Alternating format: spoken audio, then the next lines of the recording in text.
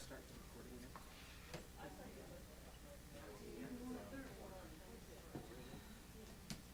It'll be different next time, but today this is what I said. Next time you'll say something different. It's not working out well for people next to me. I'll be back down there and Jason will be down here next to you. I know. But now this chair has legs. Yeah.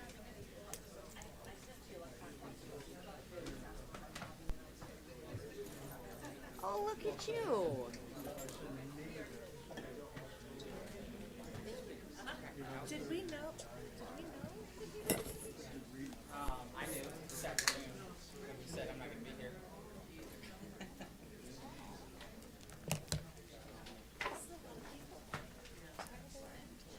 What's that? So the same thing it's always.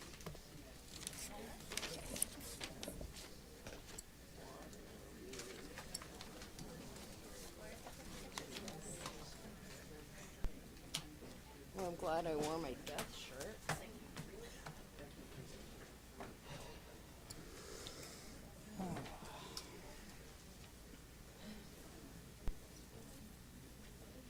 Since we don't have a chair yet for Public Works, because Carl was. It's for what I just told you. I'm filling in until we have someone in there. 'Cause Okay. Carl got moved to it when you moved out. Yeah, we don't have a chair for ours either, so we deferred it. So, all right, we ready? Recording in progress.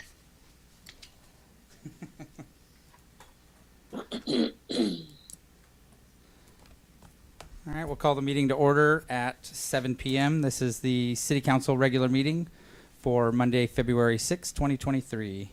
If I can get everybody to silence your cell phones and please rise for the Pledge of Allegiance. Pledge allegiance.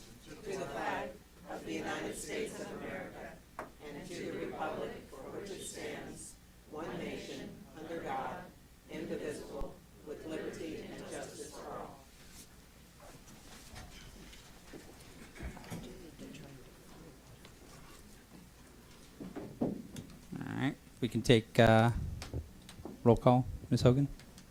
Councilmember Burke. Aye. Councilmember Rounds. Here. Councilmember Chapman. Councilmember Smith. Here. Councilmember Holland. Present. Councilmember Dowdy. Here. And Councilmember Chapman has resigned, so does he need to be on the list anymore? Not for So this meeting. at this point, we have 2 vacancies on the council, so I think we're fully here at this point.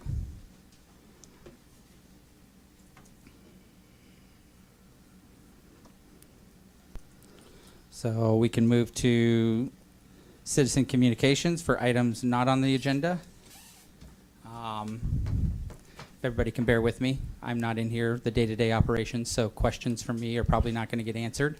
So I would encourage you to email your questions that you do have for tonight. Seeing how Administrator Boyce is not here and the mayor had to call off last minute because he got stuck in Olympia. So please bear with us.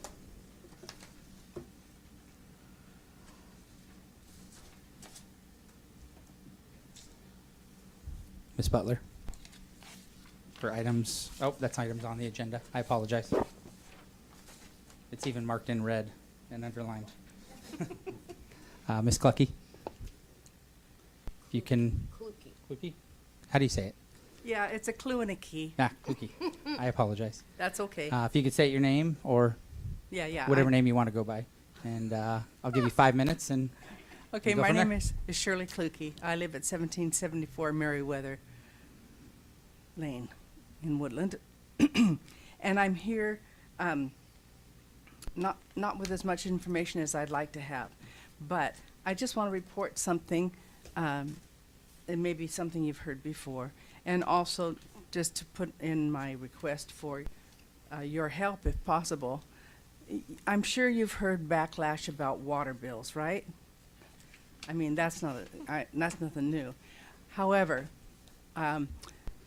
just let me tell you about the 2 latest things for us.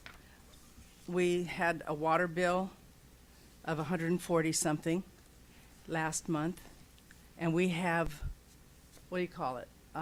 Auto debit payments, and that was fine. This month we had a bill for over $350, and so my husband went to check on it, and it turns out that the company that handles this billing,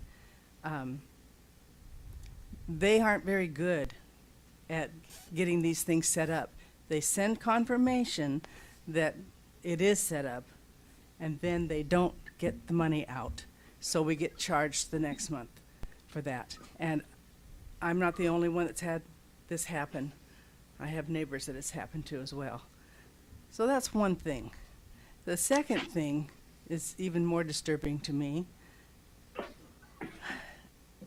A notice sent to my husband and me, an email notice, what am I trying to say? Addressed to us, was not sent to us, but to a neighbor, their email address. And just luckily they happened to be friends, so they told us about it. That, my husband looked it up on the State Attorney General's website. That is illegal and a breach of our privacy. My feeling is, I don't know who signed us up for this company to do the billing, but I don't think they're up to snuff. I don't think they either have enough staff, or the staff is not trained well enough, or they just don't know what the heck they're doing. And I don't want to make any threats, but I'd like to see some changes made. And my husband and I will be watching for a bit to see if anything happens to clear these problems up. And I just want you to know about that. Thank you. Thank you.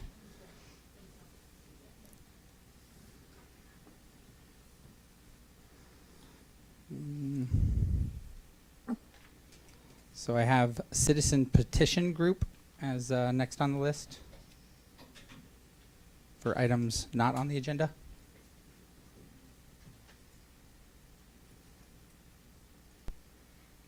So there's been some of us from the community getting together regarding the water issues and the rate issues and everything. And one of the things that was brought up was the fact that there's only been a few people going down to the city to make complaints, and there's only been a few people coming here to make complaints. And so the few of us worked for the last few weeks of getting some signatures so you guys would know about how many people are not happy. And I have those to hand in to you. What they were signing was a new outsourced billing system with Minol that was implemented by the City of Woodland contains numerous errors, including, but not limited to, the following: frequent application of inaccurate sewer, garbage, and recycling rates, low income / discounts rates not correctly applied, wrong winter averaging rates applied, inconsistent usage readings from meters, credits, payments not timely issued applied. Customer service issues with Minol of the new implemented system need to be identified and fixed. Some of the identified issues are long wait times at the Minol customer service number, issues not being followed up for timely resolution / communication by Minol representatives. These include poor or no return, inconsistent follow-up from different representatives, garbage / recycle issues not resolved in a timely manner, inconsistent responses to the same issues, correct tenant versus owner bill access and better setup, adjust account changes in a timely manner, provide access to historical billing information, lower the high fees for online payment. Council approved water option number 3, sewer option number 3, stormwater option number 2 on 9/8/20, the city council meeting for the formation of a new stormwater utility. Define the timeline to accomplish the formation on the utility with the capital needed and debt at each known milestone. Evaluate if rate adjustments are justified to meet the needs of the water, sewer, and stormwater utility and keep rates affordable for citizens. Provide a detailed analysis and implementation timeline to ratepayers. And what the petition is to do is to freeze the City of Woodland's planned rate increases until the current billing system errors with Minol are identified, fixed, so those errors do not reoccur. Current customer service issues with Minol are identified and fixed. Proposed front-load rate increases are changed to match the estimated timeline for the actual capital expenditures. And in the few weeks that we did it, we have 346 signatures out of a rounded up number of 1,800 customers, which is 19.2% after just a few weeks. I mean, I'm sure we can go get more if that's needed. Thank you. I forgot to say, we called the company and they said it is not possible that they had sent our, notice to a different party. Ha ha. I think there's a lot of stuff that's happening with Minol that is issues. I think a lot of us are pretty wore out from it. And how to address it at this point, I think we need to address it with the mayor and the administrator. And as far as the council members individually here, need to reach out to him and say, okay, what is going on? And if we need to make a change, we need to make a change. What? How is that Michael Jackson? That's a girl. Hey Jeff, your mic was on. I think it's a challenge. They're trying to work through the challenges, and I wish I could say it's going to happen tomorrow. I think they're still trying to work through them, and if the change needs to happen, I think the council, again, I can't speak for everybody up here, but if a change needs to happen, it'll happen. Yeah. So- I mean, they had 2 years to get ready, Yeah. and they've had 6 months to fix things that, I mean, they're obviously in breach of contract. Yeah. I think the staff is probably pretty wore out at this point also. That's just my hunch. But I'm not in there for the day-to-day, so I can't speak for them. So, but I personally will send an email to say that I'm pretty wore out from it. I can't speak for everybody here, but I will make that email to the mayor and administrator to say I think it's time for a change. So, I'm just standing here because I'm also the next person on the list, as myself. okay. Well, Miss Rabb, would you like to come back up? Okay. So for myself, I would have hoped by this time that the council would realize that they need to be the watchdog over the administration at the city of Woodland. It is clear from the audit that this is not happening. To the community, it appears that whatever they are told by the admins, they believe to be true and vote accordingly. How is it that people still have jobs when misplacing over $3 million? Not noticed by the Public Works Director, where it's initiated, the mayor, the city administrator, or the deputy clerk treasurer. This is just one example of why the community does not trust the leadership. Can anyone here misappropriate or mishandle or mismark over $3 million and keep your job? Just like the community being told by the Public Works Director that Lakeshore Drive job was delayed due to federal requirements and the asphalt company being closed. It's not actually delayed because all asphalt companies shut down during the wintertime. You have to have a low temp of 50 degrees. So that project started knowing that you were not going to be able to lay the asphalt down in December, which was when it was supposed to be completed.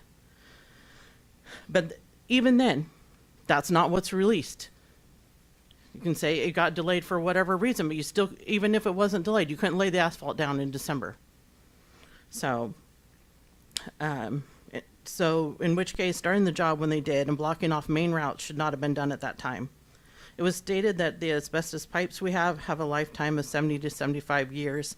If you do a simple Google search, you'll find that the lifetime of them is 75 to 100 years. Should they be replaced? Absolutely.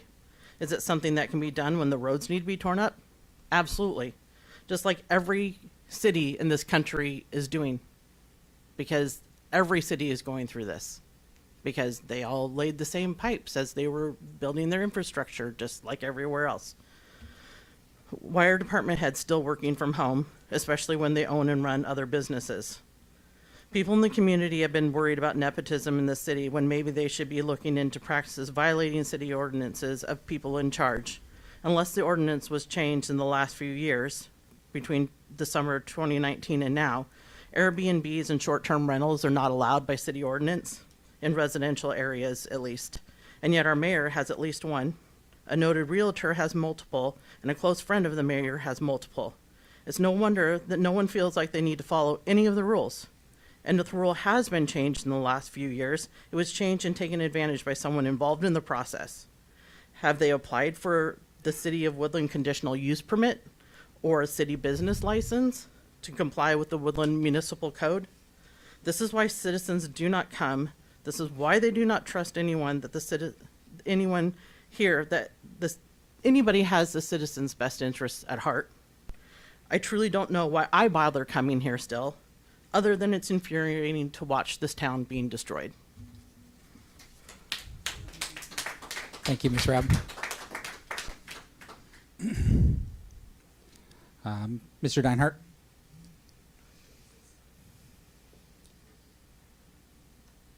I don't need to talk about mine all. I mean, we already know they're like hell, but I'm Todd. I want to do another lessons in math with you all here.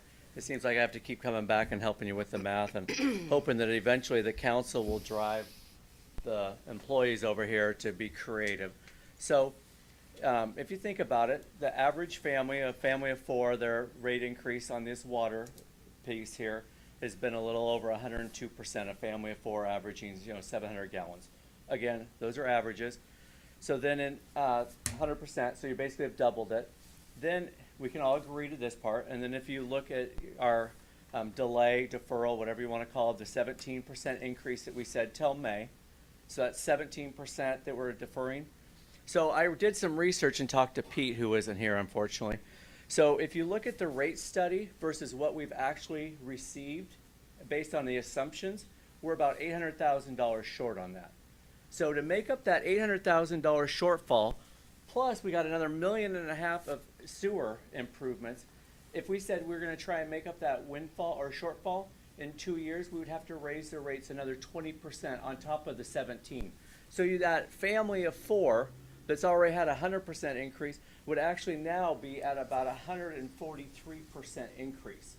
And that's just to keep us level, not including the 1.5 million. At what point do we start getting creative instead of just sitting here spinning our fingers? That's all I got for you. Thank you, Mr. Deinhardt.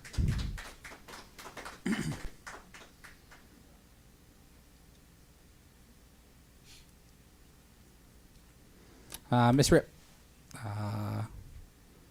Lilac Gardens? Okay. Want to pass these out to you? I'm assuming I don't have to tell you the 5-minute deal there. You've been here long enough. I just passed out some postcards. The Lilac Gardens is having a fundraising and sales for a quilt raffle. You'll see the picture of the quilt on there. We do have tickets available, and they're going to be around town. We'll be displaying the quilt around town, so I'm hoping that you can come out and support the Lilac Gardens during Lilac Days and also purchase some tickets to help with our fundraising. Are you selling tickets tonight? I am selling tickets if you are interested. Okay. Yes. They are $1 each or 6 for $5. Okay. The other reason I'm here is I have been in contact with Minol and the City of Woodland on numerous occasions for the Lilac Gardens utility irrigation meter. This started back in October when we discovered a leak in about August, and I filed for a leak adjustment, and it was emailed per the city policy to the utility direct with their form. I waited a number of months before we were able to get the water disconnected at the city meter, although we turned off our irrigation meters because we knew there was leaks that needed to be fixed. And during that time between August and October, we made numerous repairs and had the water off on our side. The city side, it took a while for that to get done. On November 2nd, I emailed Utility Direct, asked about the residual adjustments and if we were going to be getting an adjustment or a credit back on our bill, which was well over $2,500 at that time. We, in good faith, paid the bill, and that credit's still on our bill and not refunded. I also emailed on November 14th to Utility Direct, also to Public Works Director Coleman and Public Works Supervisor Sarvala, asked about the adjustment status and also to confirm that the water disconnect had been done at the irrigation meter. I also called Utility Direct on November 14th, and they said they would have to come back to the city and verify all that again, and it was a financial decision whether they're going to issue a leak adjustment. Finally, on December 15th, I got an email from Utility Direct, and that was after a couple more emails that went back and forth in between that time, that said they were going to issue a credit, and it was $2,901.26. Now, during that time, even though we had the water shut off, we are getting billed for base meter charges. In the 30 or 40 some years that I am aware of, and also the Lilac Gardens folks told me they had never got a meter base charge during that time. When the water was off, there was no charges. So when they turn off their water in the fall from when they turn it back on, they have that period of time where there's no bills coming in. Because number one, they can't access the use of the meter. So if we fast forward to today, I called Minol, and I talked to customer service rep named Jeff, and he assured me that he talked to Daniel Hernandez, who's the customer service supervisor, who I've had conversations with in the past, and that he would get back to me for follow-up. I also, at a previous council meeting, heard Public Works Director Coleman say that Kathy Morrison was handling complaints. So over the weekend, I emailed her as well. So I come to the council today to ask that the city or Minol, whoever it is, issue the Lilac Gardens a check for $2,901 for that credit that's been there since way back when. Apply the adjustments for the November, December, and January billing for the base charges, and then quit billing us for those base charges. And that'll make us happy until, we turn the water back on again. And we're a nonprofit organization, as many of you are involved with in other aspects of your job, and every penny counts. So, Ms. Coleman, do you have any updates on that email? Not to report at this time. Okay. I My think other- same scenario, all issues. my other So- issue, if you have time, is I am the parent of my adult son, Kevin Ripp, who lives on Embassy Loop. And I started his contact with Minol and the Public Works Department and City Administrator Boyce dating back to about September. He took possession of his home in March under his name, and he has been getting billed month after month after month for a 90-gallon commercial recycling. I've told him numerous times that he doesn't have a 90-gallon. I sent them pictures. I sent them emails. I did phone calls. He works during the day and is out in the field and doesn't have access to call and wait on hold, which is usually an average of 45 minutes to an hour before Minol picks up, even though they say, you're in the queue. Do you want to wait? We'll call you back. We don't call you. They don't call you back. Yeah. You're about 45 seconds over the 5 minutes, but Okay. I didn't want to cut you off. So what here. I'm asking for that, and he's also getting charged for a utility winter averaging based on the previous owner. I've asked for that adjustment. I've asked for meetings with Mr. Boyce. He tells me that I'm not on the account. Well, I was on the account, and then they took me off the account because for some reason they say there's a form. Well, then they tell me there's not a form, and they tell me you have to email or talk to them, and we've done all three of those things and finally did the form again. And finally I'm on the account so they can talk to me again. So in his case, they are overcharging him over $600, and that was us about a month ago.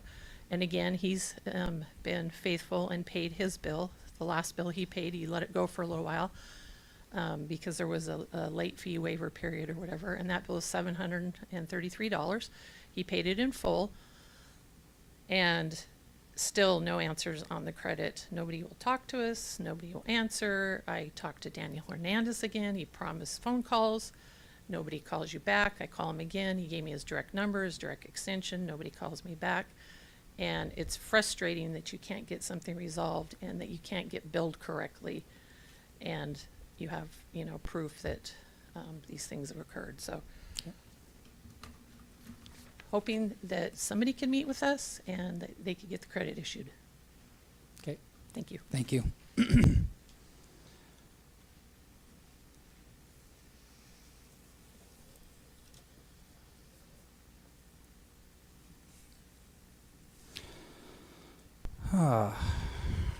Ryan McShannon? Did I say that right? Yep. Are you sure? Yeah, I'm horrible with Irish as names. you can get, yeah. Ryan McShannon, Woodland resident on the Clark County side. I was here a couple months ago about the Cardi Hill quarry that we've got adjacent to our property. First of all, I want to thank all of you, and especially Travis, for coming and actually providing some insight, as well as speaking at the Clark County Commission to the Planning Commission. We were cited 3-2, and so I wanted to follow up. It's not just, it's unfortunate we're dealing with some other issues in the community, but the Cardi Hill quarry, I want to keep it top of mind here, is it'll be an eyesore, and I think heard throughout the Woodland area. And so, first of all, thank you, Travis. And then second, I think we started up the North Fork Neighborhood Association, which I see some of the folks in the room that attended our first meeting. We have another meeting March 7th, and I would cordially invite anyone to attend. We're actively working in opposition to having a surface mining operation within a short distance, just outside of 1,500 feet from city limits. So this will be heard from throughout our community. So the folks that are on the Cowlitz side here will be affected just as adversely as any of us living next to the mine. To add to that, I think there's some dates that will be coming. We'll communicate that to the community. The North Fork Neighborhood Association also has a lot of the dates on their website. Again, we're just trying to get the information out so that everyone can become informed. And hopefully the city, from what I understand, is following up some letters of opposition as well. And I think we have a resolution on the agenda tonight. Okay, I didn't get the agenda. We're out of agenda, so free spooling here a little bit. But the with the information that we are gathering off the internet and other forums, there's not a lot of we're doing a lot of research ourselves in regards to property values. We're seeing property values anywhere from a 19 to 35% decline for folks that live within a 5-mile radius. And the closer, of course, you get to the mine or the surface mining operation, when it goes into effect, would adversely affect most folks in the Woodland area here. If you stood outside this door, you'd be able to hear the mining operations as they go on. So again, want to just keep it in the front of everyone's mind going forward, and we'll be updating the community as we move forward. Awesome. Thank you. Thanks for your time.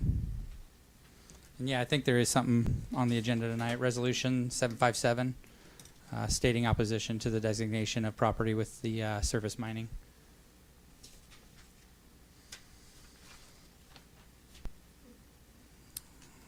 Do I have anybody else in the audience or online that would like to citizen communication for items not on the agenda tonight?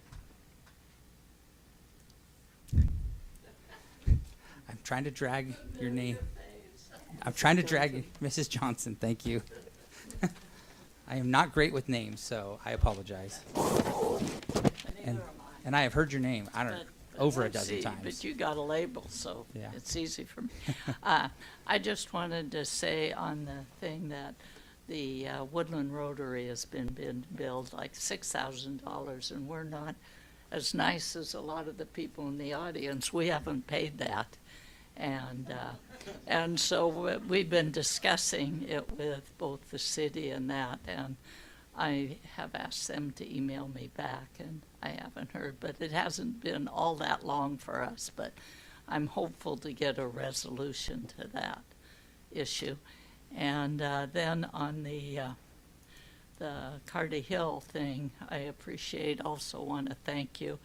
And I would like the city to also write a letter. The chamber wrote a letter, but I'd like the city to write a letter to ask Cowlitz County to become involved. I've talked to Arn, and he's willing and able. But the letter the chamber wrote didn't have as much information in it as they wanted. But this really will affect the county, Exit 21. I mean, just everything. So I think if we can get at least Cowlitz County involved in it, it'll be very beneficial. And we've got 2 people on the council that are hoping to be involved. But they want some more information on the objections and delineate them more clearly than the chamber did. Okay, thank you. Do I have anybody else in the audience or online that would like to speak for citizen communications for items not on the agenda tonight?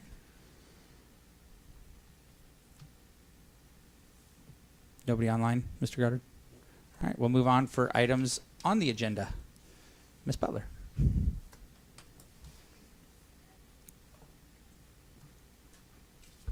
Thank you, Council. I'm here regarding action item L, and this was addressed a couple months ago, and thank you for tabling it at that time. I hope you've had time to look into it. As I was going over it again, I was reminded of an omnibus bill. I thought there is so much stuff tucked in here. And in omnibus bills, you know, there's some good things, but sometimes people are surprised. And I think that happened with the RV park right down here in Belmont Loop, when some of the decisions were made. Anyway, that part got in there, and it wasn't really what they intended or wanted, and because of legal reasons, weren't able to do anything about it. So I'm hoping tonight that you'll consider those kind of things and vote against this ordinance, because as we already pointed out, there were several of us that spoke to this already, and I'm not going to reiterate those compelling points, but it could drastically change the look of Woodland, and we've already heard tonight of other things that could adversely affect Woodland. So I hope you'll consider that. And also then in the Reflector this week, which was quite timely for me anyway, since I wanted to speak to this, it's pointed out about the process of updating the comprehensive growth management plan. And I'm kind of getting the feeling like these are little steps that you're trying, it's not a little step, a big step with 1480 towards amending that comprehensive plan. And it's not due, the state doesn't require that be done until 2026. So we still have plenty of time. There doesn't seem to be a reason why we'd have to rush a big ordinance like this through right now. It would give you time. And what it says here in this article, though, he says, if you've never said no, he's talking to counselors, to the people that are going to make decisions about amendments. He says, if you've never said no because something in your plan didn't agree with what you wanted to do, your plan's probably not specific enough. Then he says, Washington's framework has a great degree of finality. After the legislative process that determines land use rules is complete, it can't be adjusted. And we're talking mixed housing, we're talking high density housing. There's a lot of things in here, and everyone I've talked to says no, they hope not. And I don't know how this goes with the expansion of building in the bottoms, but anyone I've talked to says they don't like that idea of doing that to Woodland. Ridgefield's done it. There's nothing. I used to drive through Ridgefield. It was beautiful. Now they're all housing development and roundabout. Anyway, so we have a few things, to consider, and I hope in light of this information will help you make a decision responsible. We don't want any more reckless policies from Woodland, right? Thank you. Thank you, Ms. Butler. And I think there's a workshop on that tonight where we should be getting some more info.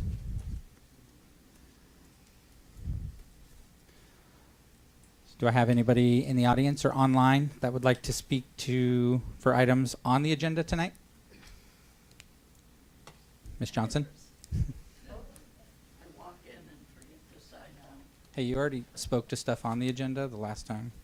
Pardon? I'm just messing with you. No, I didn't. Anyway, I'm talking about 1480. I talked about it before, and people come to the rural area to have a little bit of land and a little bit of freedom, and increasing the amount of density you can have is not something that I've had anyone really support. Also, we looked at a long time ago when the Longview Housing Authority was putting way more low-income housing into the Woodland area.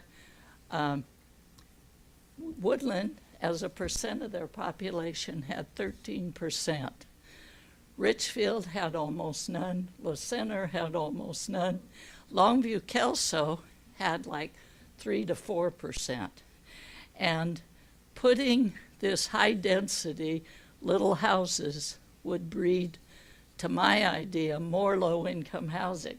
Now, I sent this out to my political group, and one of the elected officials responded, and I can't say his name because I couldn't get a hold of him to get the authority, but I can read what it was said.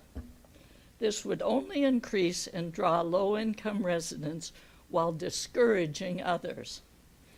And then he says, is there a developer involved in these changes?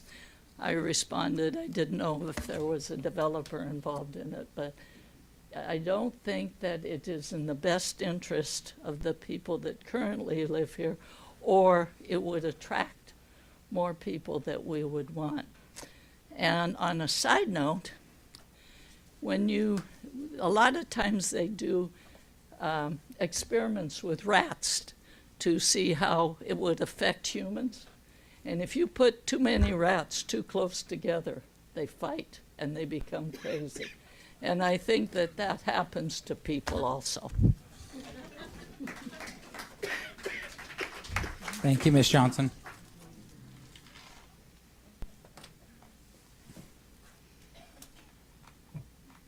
So I hope you vote no. It's too late. You've sat down. Do I have any other citizen communications for items on the agenda in the audience or online? Okay, seeing none, we'll move on. Did you look at the, oh, I think Mr. Goddard was looking. We don't have anybody? It's too late. I moved on. Is there somebody here?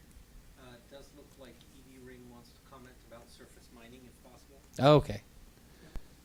What was? I'm sorry, I'm not seeing his name. Evie Ring.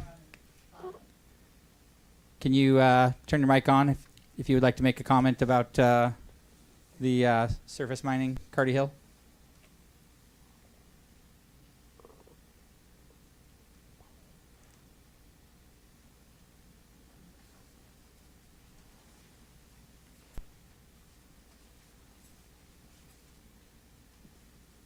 Can you respond to them on the message? Maybe send them a message?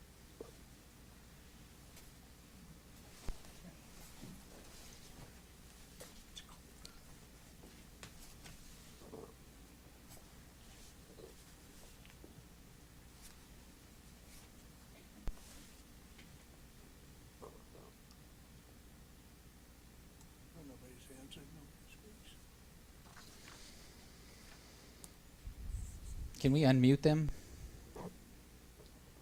on our side? I asked her to unmute it, but it's not muted on our side. No?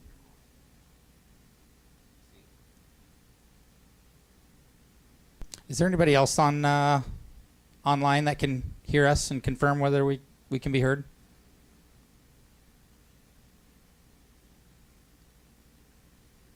We can hear you. Okay. Thank you.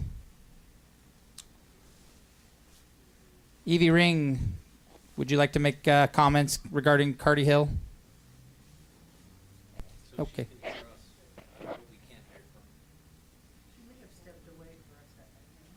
her. I think she commented.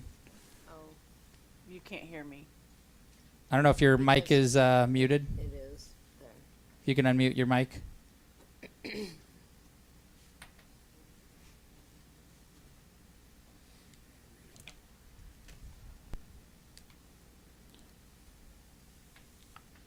Well, we have a lot for the agenda tonight, so we'll move on. If if you can figure out where we can hear you, we will have you chime in at that point and I guess make an agreement to be able to get your comments heard. She says, okay, thank you.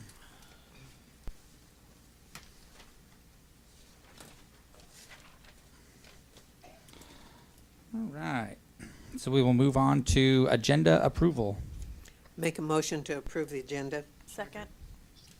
Motion by Councilmember Rounds, second by Councilmember Dowdy. Can we take the roll? Councilmember Burke. Aye.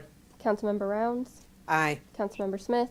Aye. Councilmember Holland. Aye. Councilmember Dowdy. Aye. And motion carries. Reports of City Council. Anybody have anything they would like to report tonight? The only thing I want to say is legislative phone call at 7 o'clock tomorrow morning. If anybody's interested in that, they should get on. That's through the chamber, so. Okay. Or you can go to Woodland Truck Line's office and join us there for the call.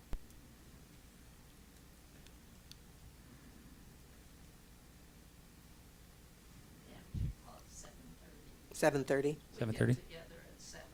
Okay. To tell them what we want to tell them. Figure it out. Okay. Are there any other comments?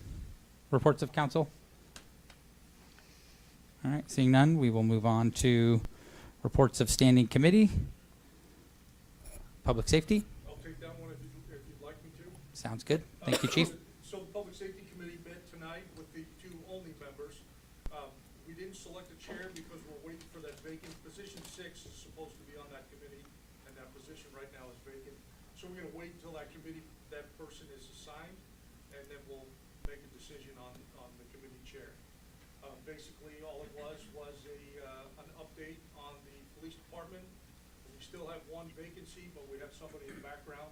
Our guy at the academy is doing really well. Our student officer is going through I think he's in phase 2 of the field training.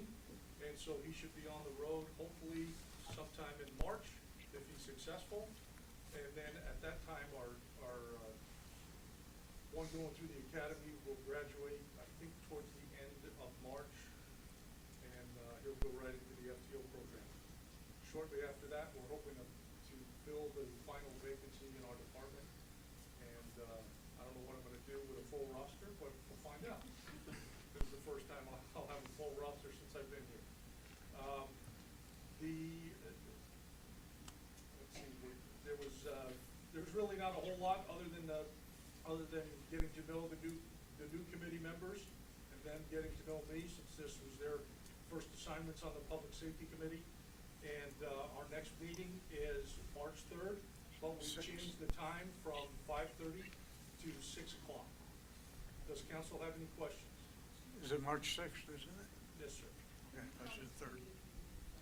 Yes, it's Monty Smith and Councilmember Burke. Okay. And whoever fills position 6. Councilmember Burke gets a title. Monty Smith does not. Sorry. I'm just messing with you. That was rude. I apologize. I'm just messing with you.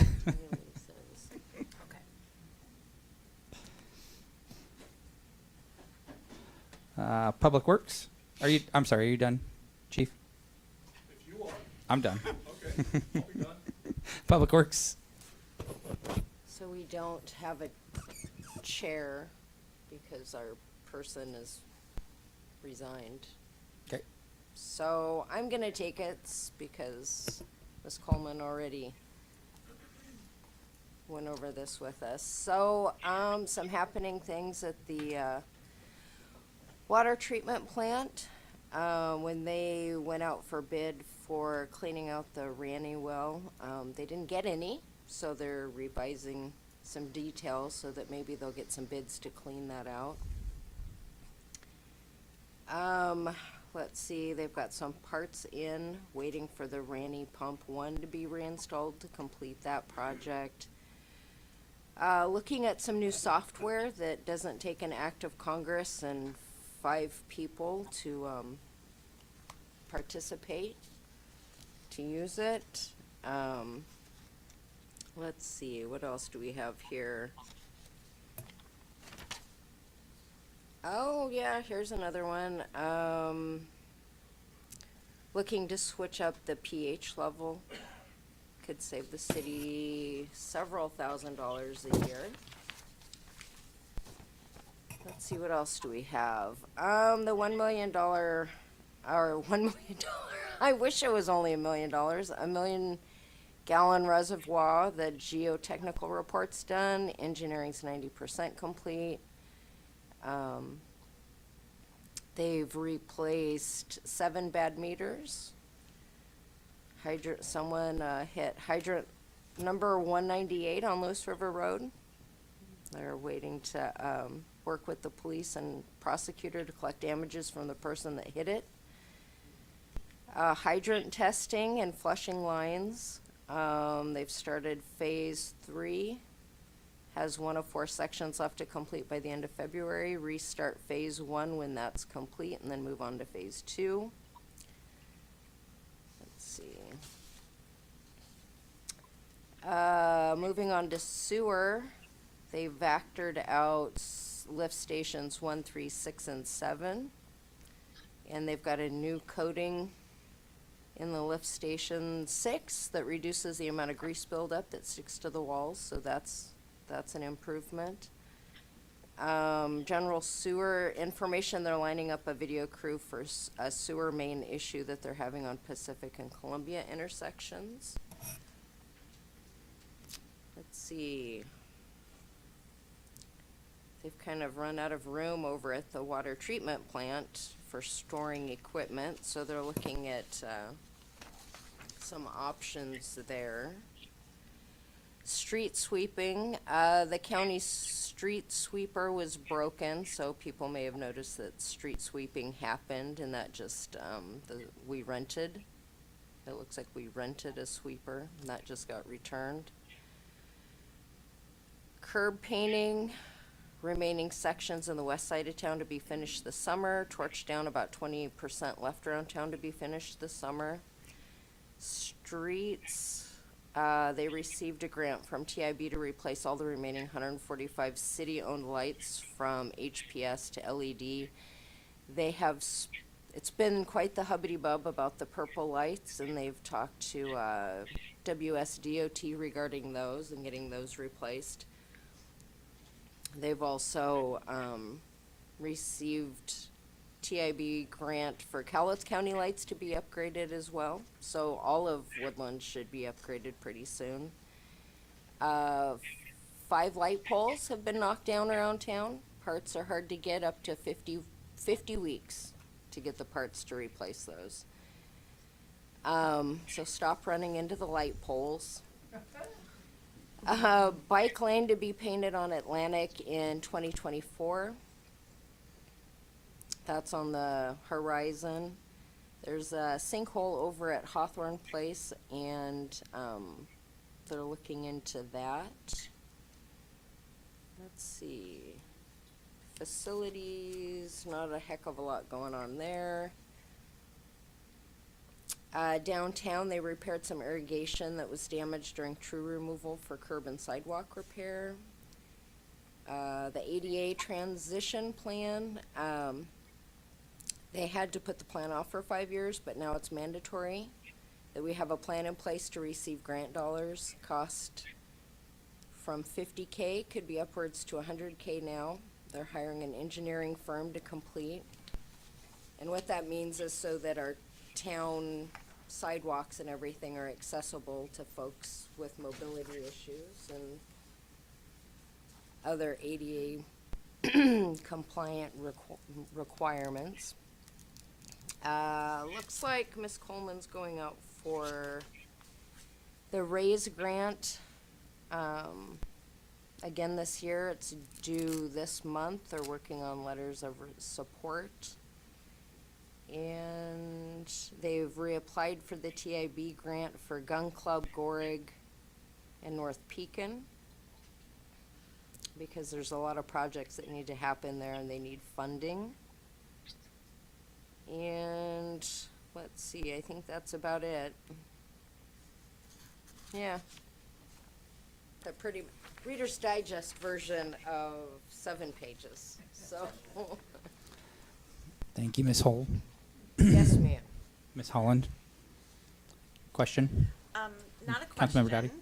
I need to add something to standing committees, if you don't mind. Okay. For human resources, I'm now the only one on the committee. So we might want to reconsider maybe having somebody that's currently on council, switching one of their current positions over to that so that we don't have two brand new members adding to me.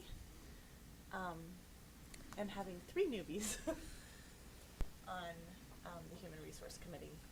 I'm only on the downtown and one committee, so I could go on that if needed. It's on the second Wednesday, or the second Monday of the month, so Okay. if you're, So that's Is that something we, food for thought. is that something we vote on to put you on there? or is I it don't just- think so. I just think appointed? just talk to the mayor. I think he appoints those. Yeah. Or whatever. so just something to think of, because our next one is our next meeting, and otherwise we can't have a meeting, Okay. so. I won't be here the next Okay. meeting, but I could go on it for future. Okay. Okay. And it sounds like Councilmember Rounds won't be able to make the next meeting, but Okay, hopefully you might be able to have one if we appoint somebody in the meantime. okay, So, that would be great. all right. I only had one question regarding the light poles.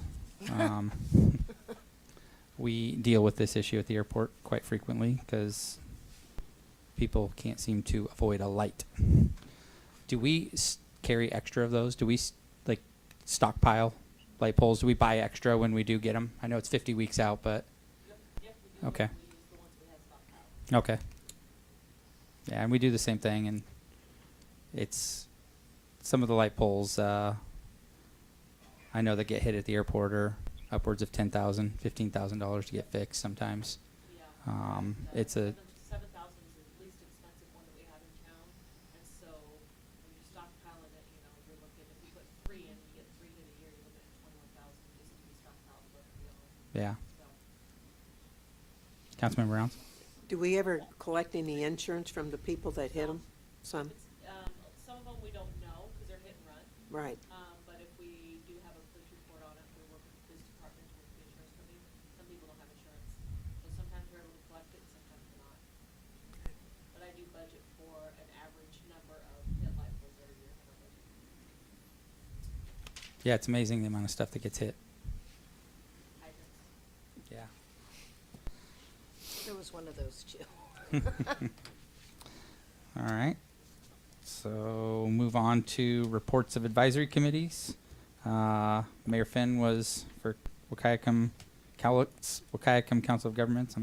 He's not here tonight. AW legislation. I don't have anybody for that. Downtown Woodland revitalization. We actually met on, we had an executive meeting on February 1st. We did approval of the minutes and we discussed the year-end budget review. And then we looked at the to-date balance, what we had in there, and we had 11 new memberships, which was great. So that was wonderful. We talked about some different capital projects that we might want to look at this year. We're expanding downtown corridor to expand out to Lakeshore, so we can start working on projects out in that area. And we talked about 2 grants that we received. We received grant dollars from City of Woodland Lodging Tax Funds of $5,000. We received Hollis County Lodging Tax Funds for $5,800 for advertisement for downtown. So, and then we talked about our discussion of our meeting policy and when we meet and who's allowed to join those meetings, and then we adjourn. Thank you, Director Coleman. Reports of city officer. Mayor's not here. City administrator's not here. City attorney, Mr. Randolph. Nothing. Clerk treasurer report. And police department report. I think you pretty much gave that, didn't you? Yes, sir. And community development report. Okay, so I do have some information to pass out. I wanted to let everyone know that we are working on the implementation of Cloud Permit. It is the permitting system that we were authorized to include in the budget this year. It will create a public portal that anyone will be able to log on and see the development activity around town. It'll allow for automatic application submittal, automatic development inspection review, those kind of issues. So it's pretty slick, and it's kind of the next technology leap after our website update. So if you have any questions about that, I will be sending additional information around to the council to let you know ahead of time, and I'll make presentations at the future council to give some demonstrations about how it works and how people can find stuff. Right now, we're just working in a modeling, or I'm sorry, what's the term for a training environment, and we're setting up the permits so that it makes sense when applicants, citizens actually log on and start applying for stuff. So we're doing the training environment. Once we've ironed out all the issues, we'll have the building and the code enforcement modules up online. So we're working on that, and planning is going to be kind of the next phase of that. We also had our first meeting with Cowlitz County to discuss the planning objectives that we've been trying to get going, and very happy with that. They came down, did a tour, and met with both the staff and the legal representations for Cowlitz County. And it was really constructive, really positive communication. So we're hoping that that continues, and we'll be able to move forward with some of the objectives that you had asked for. Also, as was mentioned early, Clark County is doing a kickoff of their comprehensive plan update. They have a public participation plan that's currently out for comment. So if anybody is interested in commenting on that, you can get to the county website and take a look at it and give your input. But that's going to be about an 18-month timeline as far as I can tell. And anyone who's interested can get involved with that at various points in the process. We are part of that discussion, but we are not necessarily going to be fully engaging in that process. We have our toe in Clark County, and they recognize that we are not necessarily going to be a full-time participating partner because we don't necessarily have the impacts from their comp plan update because the majority of our population and land is in Cowlitz County. So we are working with them, and if anybody in the community has any questions about that, they can give me a call or talk to David, and but they can also call Clark County staff and follow along with that process. And then the other thing I wanted to point out is at the Planning Commission that's coming up on the 16th, we are going to be getting a presentation on the climate resiliency pilot project that we've been working with the Department of Commerce, and that is next week, Thursday night at 7 o'clock in this room, and the Department of Commerce and their consultants will be able to provide a presentation, and they'll be here for questions. There are web pages, city project pages for all of these projects, so anybody who's interested in any of this can go ahead and take a look at the tool. The GIS mapping tool is not on the website yet, but the rest of the information and the documents and the agenda packet is on our website, has been up there for a week or two, so anybody who's interested can find that information on our website. Unless you have any questions, that's it. I have one question. You talk about the permitting process, and I'm assuming it's like an online portal where you do everything online? Yes. I know somebody in Clark County that is really struggling with the online portion because they're older, and computer is not the friends of older population. With going to that, is there still ability to do it in office and not do it through online?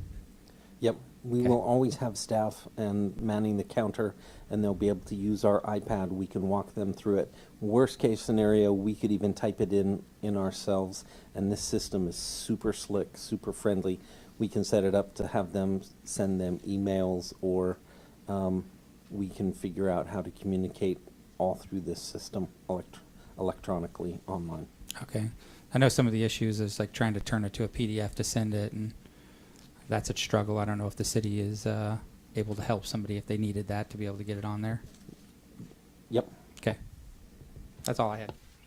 Any other questions? All right.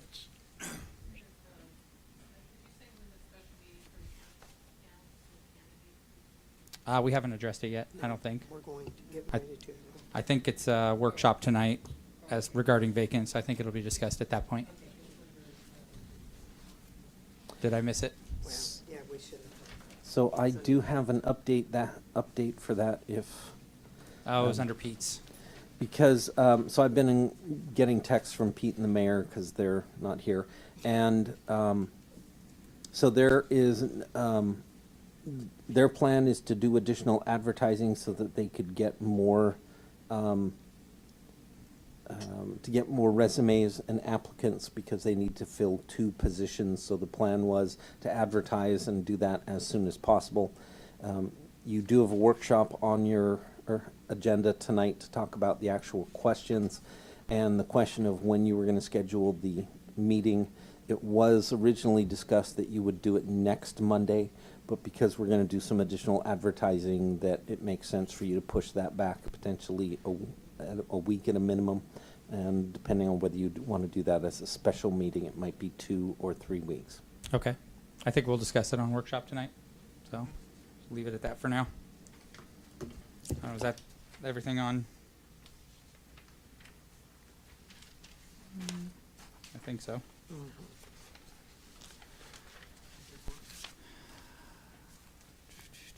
Public Works, Ms. Coleman, do you have anything to report?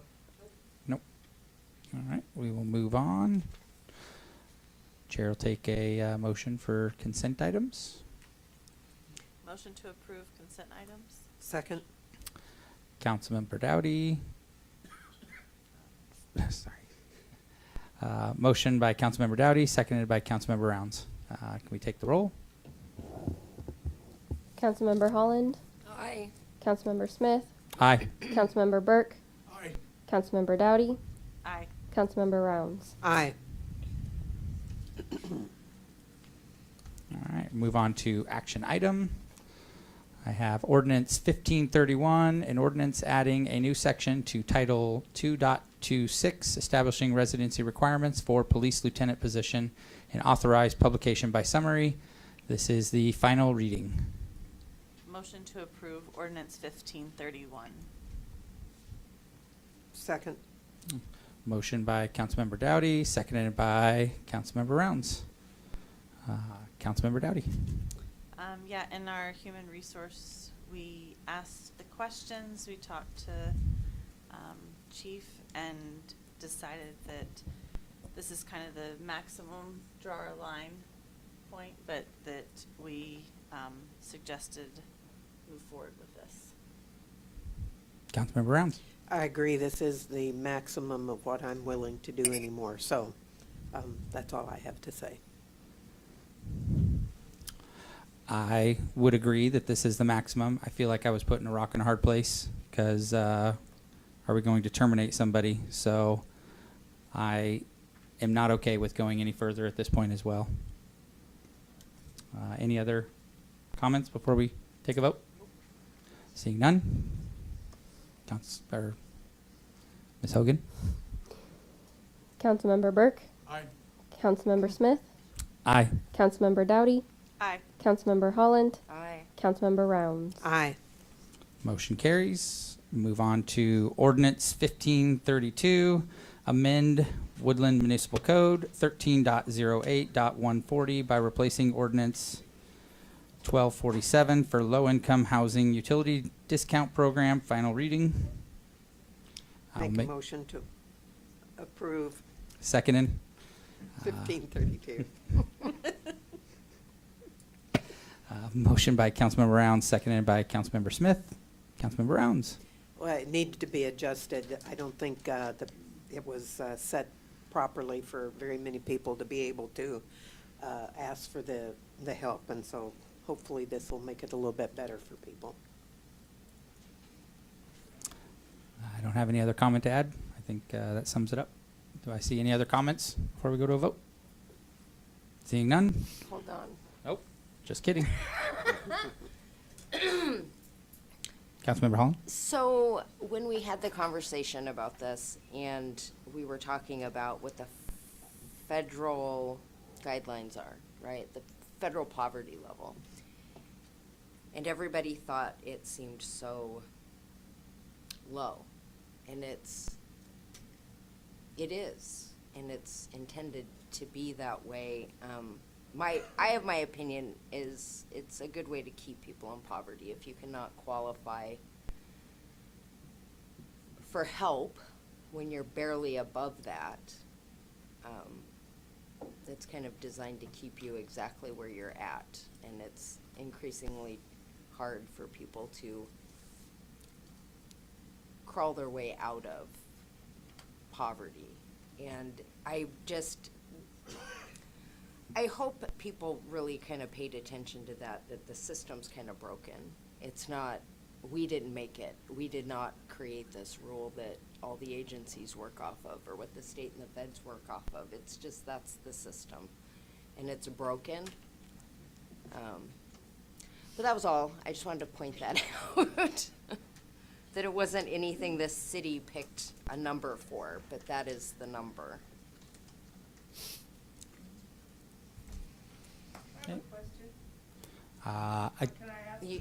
Not at the moment, but if council would like to amend it, but. All right, seeing none, we will move on to a vote unless there's any further comments.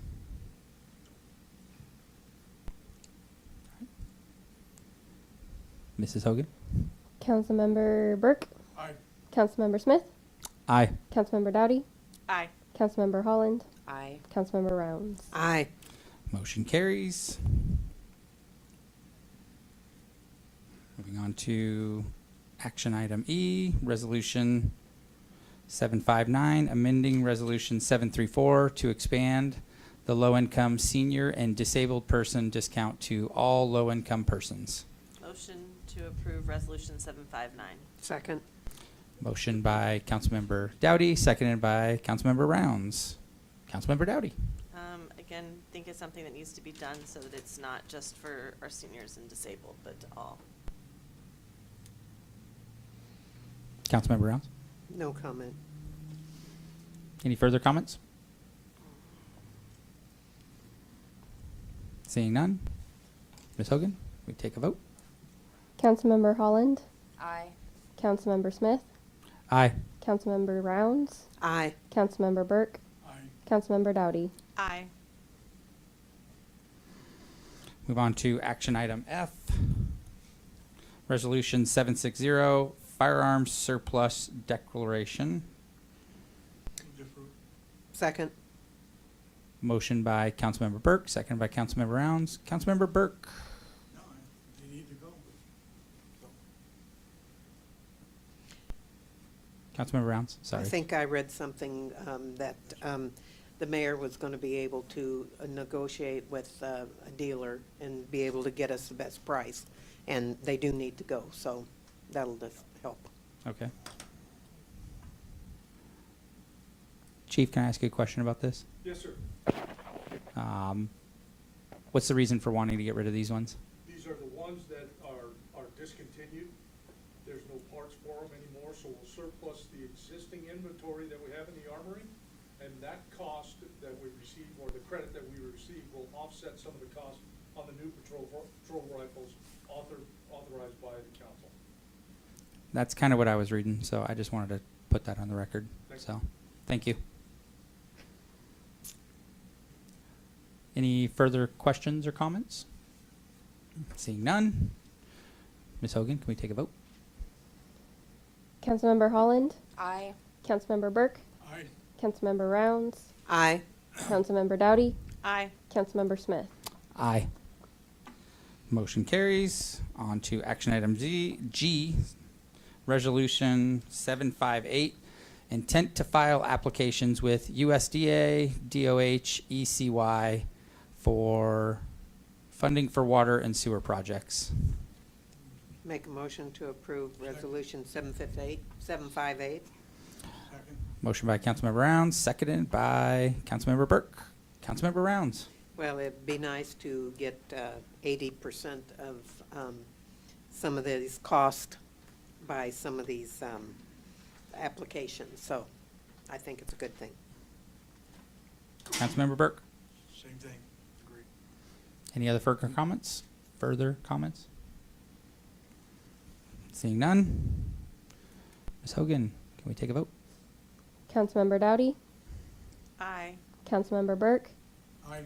Councilmember Holland, Aye. Councilmember Rounds, Aye. Councilmember Smith. Aye. Motion carries. On to action item H, Resolution 757, stating opposition to the designation of property with the surface mining overlay without a full and thorough evaluation of the impacts of such a designation. Motion to pass resolution 757. Second. Motion to pass by Councilmember Dowdy, seconded by Councilmember Burke. Councilmember Dowdy. I just think they need to know how much in opposition the city is to this mining overlay. Councilmember Burke. I agree. Any other further comments about this? I agree. I think, sorry. Sorry. Director I just wanted to point out that you had a comment from Evie Ring earlier, and she has typed it in, and it's about this subject. So do you want me to read that into the record real quick? Yes, please. Thank you. Okay, so Evie's comment from the chat says, I wanted to say thank you to the city and Mr. Goddard for their work in opposing Cardai Hill surface mining overlay. I also wanted to concur with Miss Johnson asking the city to reach out to the Cowlitz County Council. After speaking with members of the Clark County Council, the stance of both Cowlitz County and the city of Woodland will sway their decision. The North Fork Neighborhood Association will be meeting again on March 7th, and we'll have the most, I'm assuming that's up-to-date information concerning the mining overlay to share at that time. If anyone is interested, our information can be found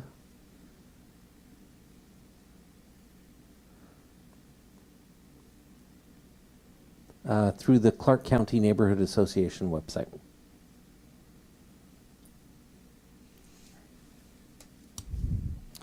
Thank you, Director Goddard. I just wanted to make one comment. I agree. I'm not in favor of this. I understand, gravel's needed, but I sure hope we can find it somewhere else. I think same thing. We need to oppose it because it's going to be a big impact to this area. I agree. Totally. Councilmember Rounds. You were.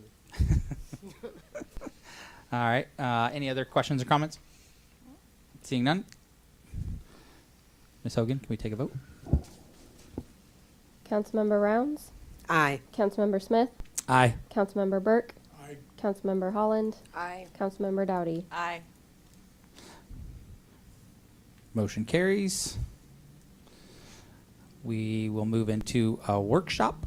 Should we take a little 5-minute break before we go into the workshop? So we will take a 5-minute break and reconvene around 8:17, 8:20. Mary, Mary, I'll take some of those tickets. And then you didn't know what.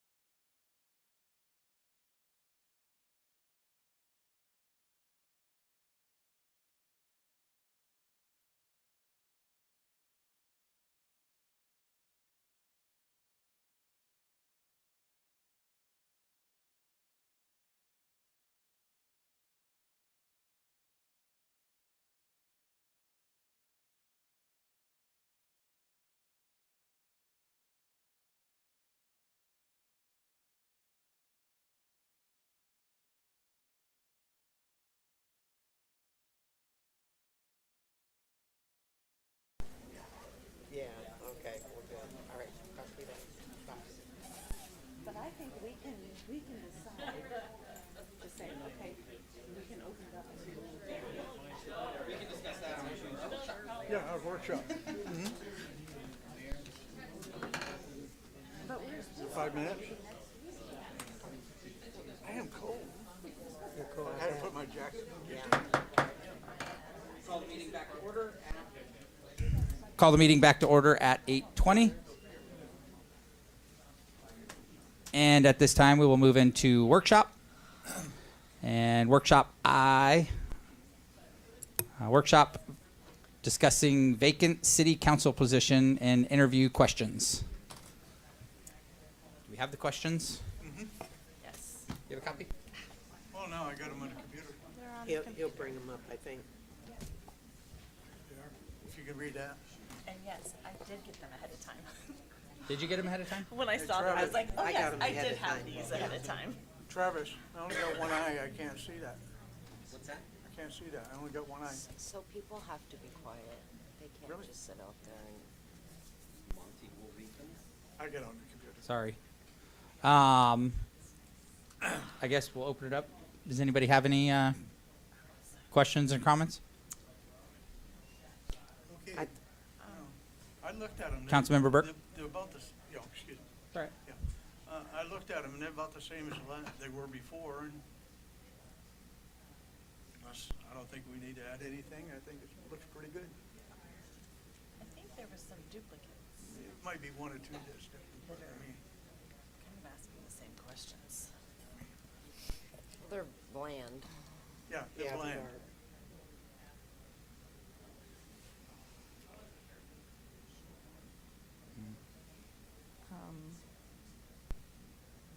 Trying to pull up the questions as well again. It's on page 86 and 87 if you're pulling up the whole packet. Which I was okay with how it went last time. I was too. And then we discussed whether we gave the questions out prior to. Yeah, Well- that was, you asked me that last time and I said, I can't remember, but once I saw them, Yeah. I was like, oh yes, I did have these. Did Yeah, you get the it was questions? given out. You didn't get any questions? I guess that's up for us to decide tonight. If so, Well, they can actually get them right now off the, It's on the agenda. yeah, it's already on the agenda. for voting on tonight, No. On the website now, this is Yeah, it's on on the there, web. so they can pull them up now. So they can bring them, so they have access to them. oh, you guys can't have those. Close your eyes. So you have the questions. I apologize. So, If you go to the website. but you got them though. They were given to you. I think I was emailed them. So that's the Yeah. question. You guys haven't been emailed those. Okay. No, I think Okay. I think we were supposed to decide that on that tonight. Okay. Well, I don't have I a think- problem with them being emailed to them. Yeah, I think they did get them the last time because people said they had to look up what council members do. I remember that. Okay. They did get them. Yeah, they Yeah. had to have. And then the last So- time, we just took it and went down the line and then Ask questions. round robin with the questions. And I I think thought that each- worked pretty good, simple too. I think each one of us asked one. Mm-hmm, we did, and then we went back around again. If the- Okay. You know, because there's more questions than there is people, so we just went back and then, so that worked pretty good. Well, we gotta remember, we have to ask everybody the same questions. Well, absolutely, you can't Yeah, go off of that. I think there's 12. Just trying to make notes on. I guess sending these to Pete and Will. So it sounds like we're all in agreement to send them out to To the candidates. applicants, And now the next question is, are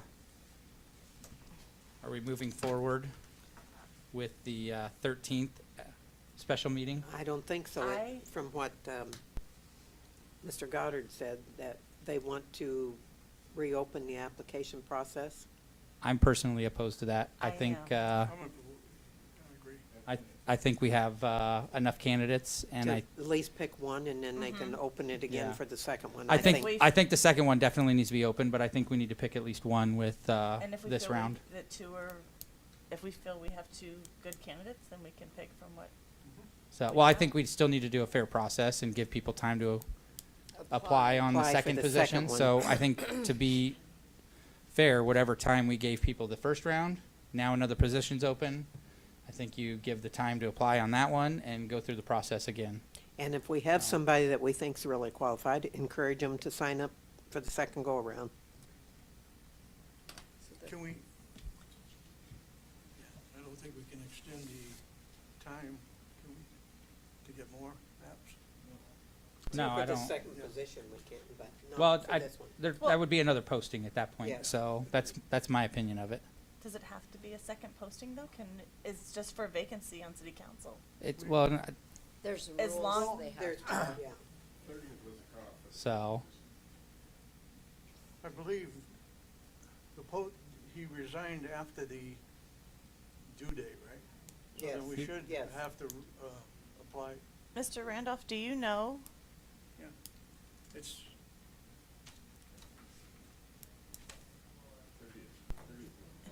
But as long as we have not had interviews yet, would it matter? that's the question. I mean, the second one is pretty, I mean, has just recently occurred. So, Right. I mean, I think the correct solution is to push that off, to go ahead. But go and ahead proceed on the with one for the Okay. 13th. yeah. Okay. Okay, And from what I understand, the interview was supposed to take place on the 13th correct, Yes. and not tonight. correct. If we had, 3 or more. If we had Yes. 3 or more. Yeah. And we have 4 at least. Okay. Because we still have to go into an executive meeting after Right. we have the interviews, which we didn't plan for that. So, So, so let's solidify the 13th, which is next Monday night, for the meeting, so to interview the applicants going ahead, for the Yes. first vacancy. reviewing on the 13th Yes. At what time? and doing a special meeting? At Yes. 7 PM again? 7 p.m. Yes. How many applicants were there? What's that? I'm not aware, What? For the first check. so. How many applicants were there? I think 4. 4.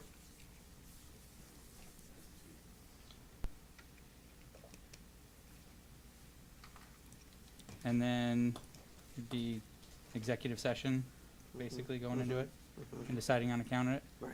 And I think we give the same amount of time on the next candidate position, same scenario, and if we have to do a special meeting, we do a special meeting Correct. again. Is that kind of how everybody feels? Yep. Okay. Is that something you could take to Pete and Will of what we're kind of planning up here? So I think we're going ahead with the 13th, special meeting on the 13th. Yep. And then we have to do another posting for Councilmember Chapman's, I think is what we're going for there. Do we have to?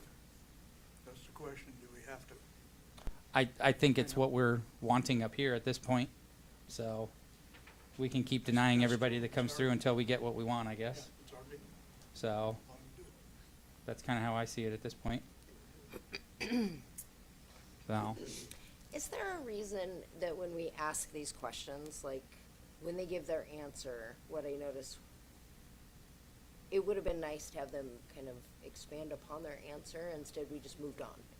You know, like, their answer is, yes, I have experience in blah, blah, blah, and then we just moved on to the next, you know what I That's your mean? answer. And Well, they could expand on it if they wanted to. But you can't prompt them Right, that was my because- question yeah. is, unless yeah. you add a prompt to that and Yeah. Gotcha. prompt all Right. of them. So do you want to add to prompt? It would be helpful. It would be helpful to understand the person a little more instead of just yes, no, sure, and that was it. Well, they're there to sell themselves to us, so if, to me, they should put forth as much information as they can so that we do get to know them, in my opinion. I think it's because I do more, or like, I've interviewed people for like 30 years, and I do more of an organic conversation Than yeah, official, kind of. right, than yeah. sell me on your educational Mhm, background or mhm. whatever. You know what I mean? So Mhm, it just mhm. seemed so black and I white, know. and But you can really get into some legal issues if you that's true. go any different with any of the questions to some of the other people, so. Do we want to add any? Does anybody want to know better stuff?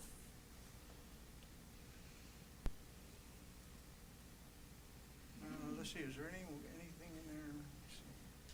I don't remember seeing.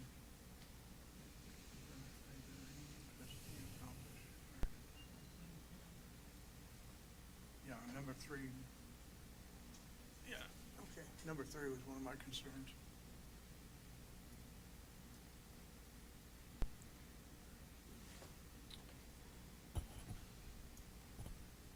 Do we have one specifically regarding the committees and being able to attend the committees at 5:30, 6 o'clock? So a lot of people don't realize. I see Well, 12 that's questions part here. of 'em. I think that's part of number Well, 3. yeah, part of number When it says 3 is- numerous meetings, I think maybe put specific times, like saying, because they're Some people don't get off in working time. so- saying that they're 5:30, starting the first and third Mondays. Pretty much count on. Well, now, the Chiefs is gonna start at 6, so that might make it a little bit better. A lot of them are starting at 6 Right, now. so yeah. that would kind of help alleviate a little bit of that, Yes. so. Also, I think number 4, and this might just be pertaining to right now, but knowing that they need to file in May for November election. Like, I think that's important to know, like, are you just doing this until November, or are you willing to? I guess, I mean, if they're Well- intending to file, they're intending to file, whether it's, Yeah, and I think But I This think they need to know.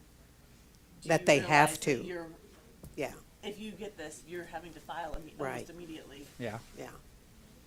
And I don't, I mean, if they're intending to file, if they end up getting chose, people are going to tell them quite quickly, you need to file within Right. a couple months here.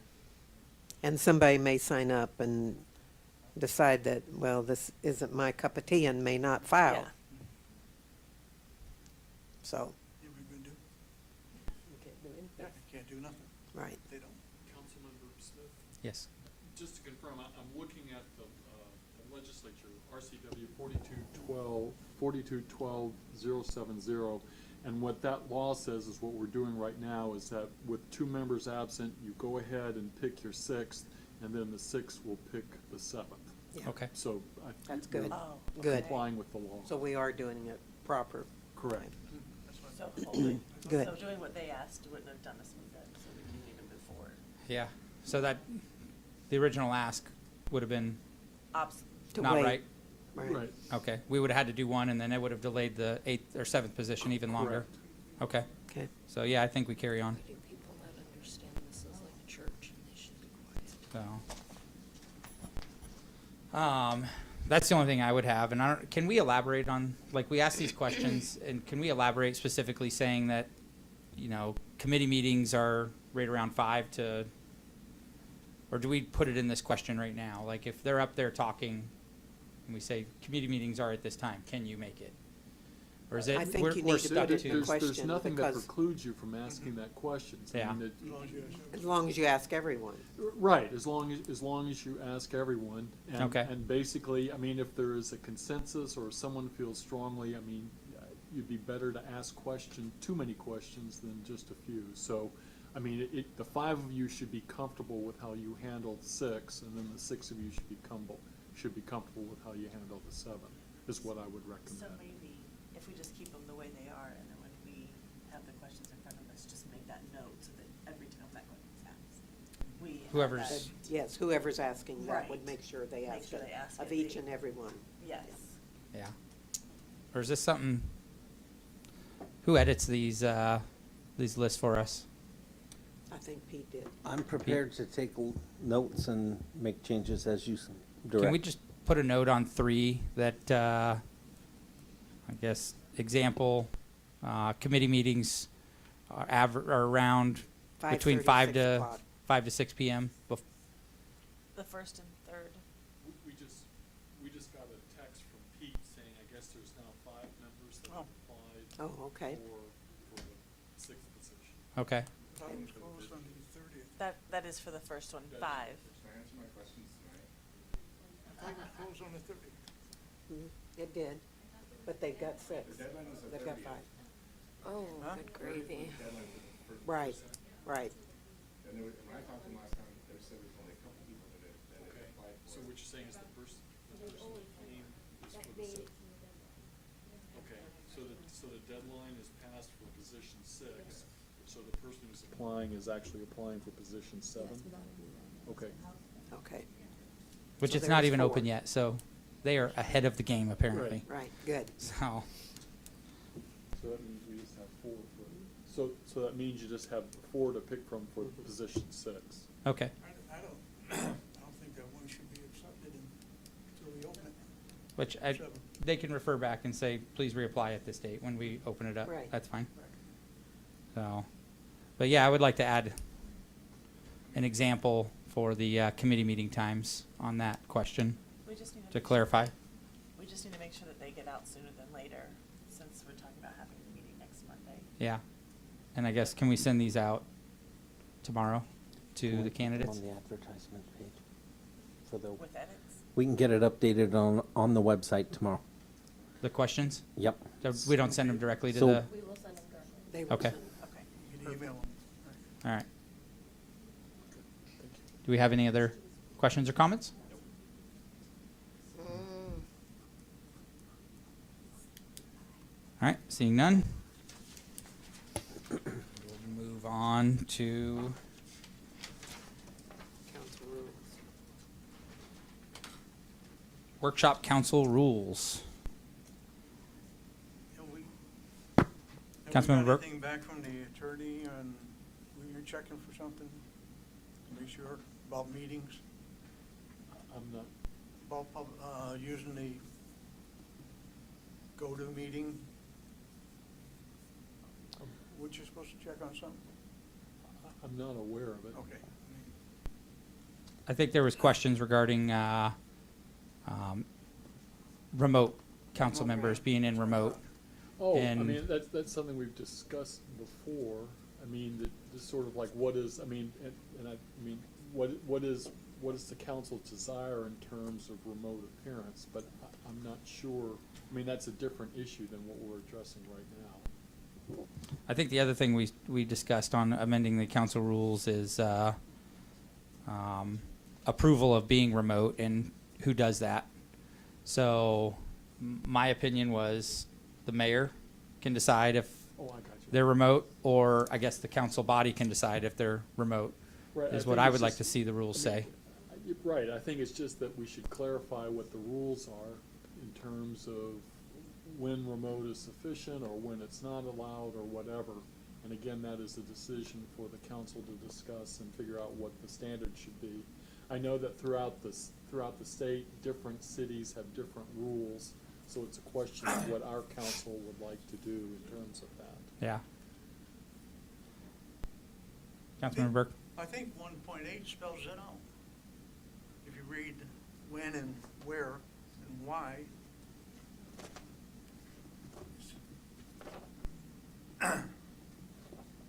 That it allows for remote? Right. And it allows either the mayor to decide the person can be remote Mayor or the can council?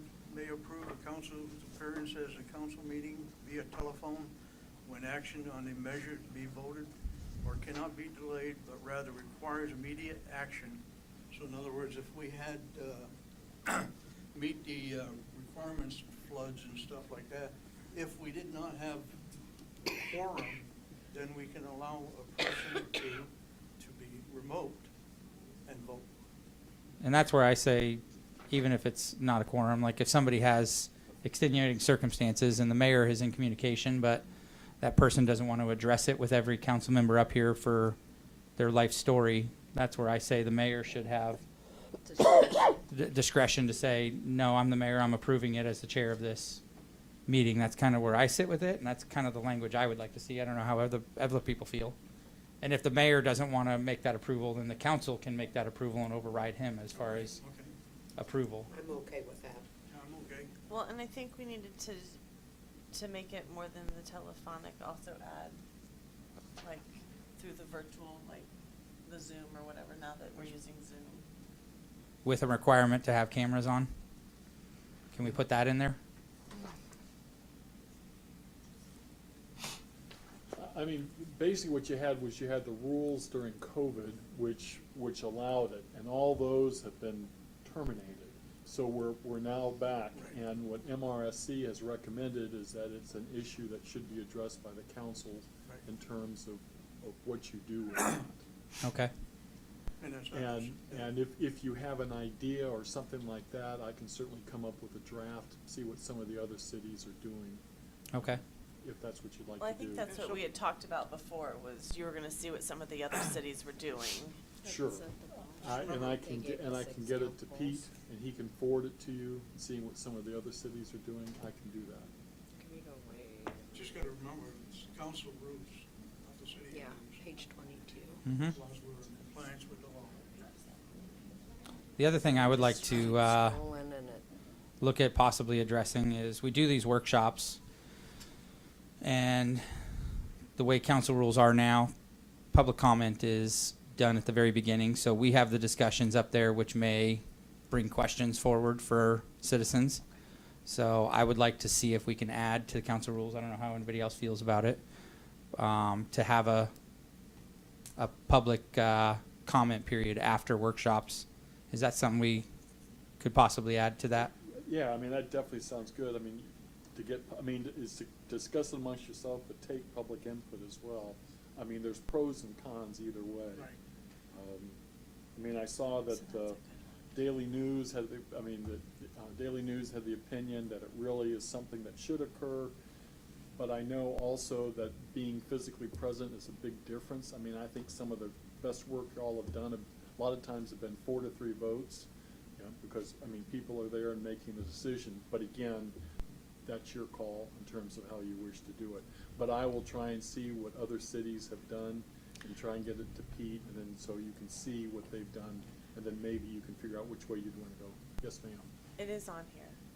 As far as There's some examples on here. yeah, at the I bottom. found 'em. So it has. If you scroll to the bottom, So all at the way page to the bottom. 109 through as far as adding 113. public comment on there?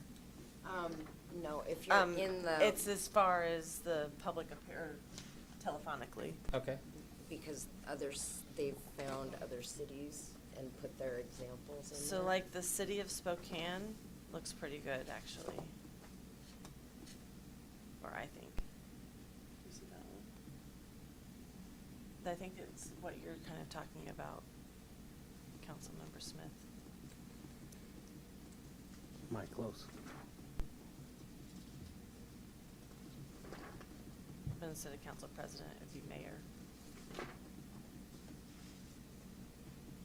There's City of Lacey, City of Tacoma. Oh, On some of the language there? oh, yeah, there you go. But it says council member may participate telephonically and or virtually in all or part of the council meeting if prior approval is given by the council president for good cause, whose approval shall not be unreasonably withheld. All persons participating in the meeting, including the public, are able to hear each other at the same time, such as by the use of speakerphone, and the council member participating remotely shall have reviewed all of the applicable material and participated in the relevant portion of the council meeting related to the topic to which the council member is voting on. Any technical prohibitions or difficulties that prevent all parties present at the council meeting from adequately communicating with one another will negate any authorization previously given by the council president. So if they're having technical difficulties, then they don't have the right to vote and all that. Okay. But I think that kind of sums up, if you're having problems, then Right. you're not able to partake in the conversation. It's not like, oh, let me give you your vote, but you didn't Yeah. get the conversation right. You can't give someone your proxy. Yeah. Because there's technical difficulties. Right. Yeah. And I think a lot of them that were in here really have a lot to say about that, being able to have that communication open to all consistently through the whole meeting. Also, I'd like to point out too, item 12 is the filling council vacancies and selecting the mayor pro tem. So it gives the procedures of what we should do. Chapter, our council rules, 12. The other thing that's highlighted on here is 5.1, item 10, reports of standing committee. I think that got modified a little bit with moving the finance committee. I'm assuming that's why that got moved. It looks like Chamber of Commerce. I don't know if that got added, but it is I think highlighted it was yellow. moved to a different meeting. Yeah, Because them and Planners Day. Right. okay. Yeah. And finance, we moved that one because of when vouchers Right. were due. Yeah.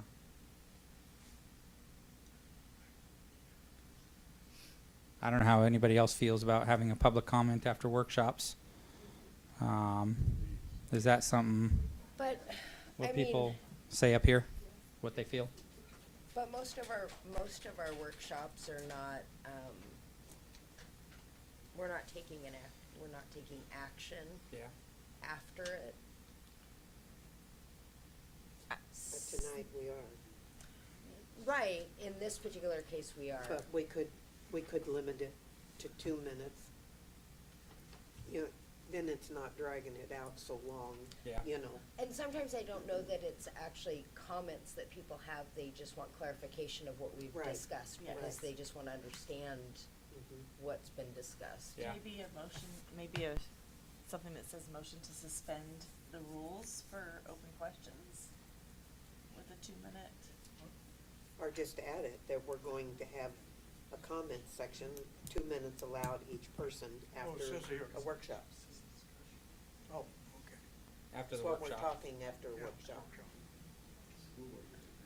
Maybe, It's, maybe But if up we to are. council to, depending on the workshop, like, does that Well, make sense? Like, I was saying, if we are to make a decision after the workshop, they should definitely be able to make a comment. well, I If think, it's, I just think it's carte blanche and give somebody the opportunity to I think have we've some had, input after a workshop. I think we've had some serious So. workshops in here that we haven't had voting necessarily afterwards, No. that Mhm. some people have sat here through Mhm. some really long nights and been like, I can't ask a question, and I Yeah. think they have absolutely deserved the right to ask that question. I think we can all tell it's a frustration. right. Don't say anything. You're not allowed to. So I agree. I get it. I'm okay with it. I don't know how you feel. Mhm. Mr. Goddard, sorry. If you don't mind, I would ask that you, before you make a decision on this, that you refer some specific questions to staff. As the community development director, I get extremely paranoid because there are a lot of advertising and public notice requirements for public hearings, and that's the forum where you would normally make a decision. Typically, the workshop is used by staff as a way to communicate information, answer questions, give you the opportunity to communicate with staff without the public involvement, so that you can set the table to order us to advertise for a public hearing, so you could make that decision. But you're kind of talking about morphing the workshop into a public hearing, and I think I need to do some legal research on that before you make that part of the rules. Can we do that, Council, or, Mr. Randall? I mean, I would think, if you have it as a workshop, it is just a discussion, so you cannot make a decision. If you have it as a special meeting and have the decision, you can always postpone it if you're not ready for it. Yeah. So I think you'd have more options if it's a special session, and so that if all of you are comfortable with going ahead with the vote, you can decide at that time. On the other hand, if you're not satisfied, if you need more input, then you don't have to make a decision then at that time. And it's also my understanding that special meetings are given specific notice, as opposed to your regularly scheduled meetings might not have a full public notice that would allow you to morph a workshop into a hearing, because it doesn't meet the public advertisement or the public notice requirements. I got a question. So let's say we do our agenda approval and we decide that we want citizens' communications for items on the agenda, and we want that to be, I'm not a Roman numeral person, but at the bottom. Could we do that after the workshop? Yes, you could, because you're not making a decision in the workshop. So, because it's not necessarily influencing a decision that hasn't been heard in a public forum. Okay. But you wouldn't want to do that because you want to hear those before the action items are voted on. That is a valid point too. I'm trying to find something to make this work. Well, could and we- then you'd have folks that are here to talk about an action item having to wait an hour and a half to make their comment. Well, Yeah, sure. could it be comments only to council and not to the staff presenting? Well, I'm not saying questions, I'm saying just comments about The topic? the workshop. Is that, I guess you understand where we're going with it, so if we can look into it and just go from there. Yes, so for example, like your comments about the questions, and you asked staff to do some specific stuff, we will make those changes, we will send it to the applicants. You're not deciding who gets that position tonight. Yeah. So that's all work session stuff, because there's no vote required to do that. You're just instructing staff. If you get public input, I can include that in the work that you assign me to do later, but it won't affect who you hire for that position. Yeah, and that's not the goal. I think it's just, we have a workshop on something and they get the information the same as we do, and now there's comments about it, and I would love to hear what maybe I didn't hear or didn't see throughout the workshop to give some input on it. And so it's kind of a struggle, when you can't get that info sometimes, so. Government is not friendly to organic conversations. No, it's not. So, For sure. So, if we can look into that, I Could don't know you- how everybody else feels. could you maybe pull up number 10, public testimony and hearing procedures? And then that's number 10, 10.1, 10.2. There we go. So what does that all say? What are our rules here? Public comment timing. During a public comment period. So that's all we're required. So it doesn't say, we could have a second public comment period after a workshop. Yeah. We would just have to address that on the agenda approval. It could just be a public comment period following workshop, but it doesn't have to be to them, it could just be to whoever's running the meeting. Yeah. So maybe that one's just on public hearings? No, it's on all public testimony and hearing procedures, okay. Sorry, I was just reading that section on the public hearing, which is, Don't be so scroll happy. sorry.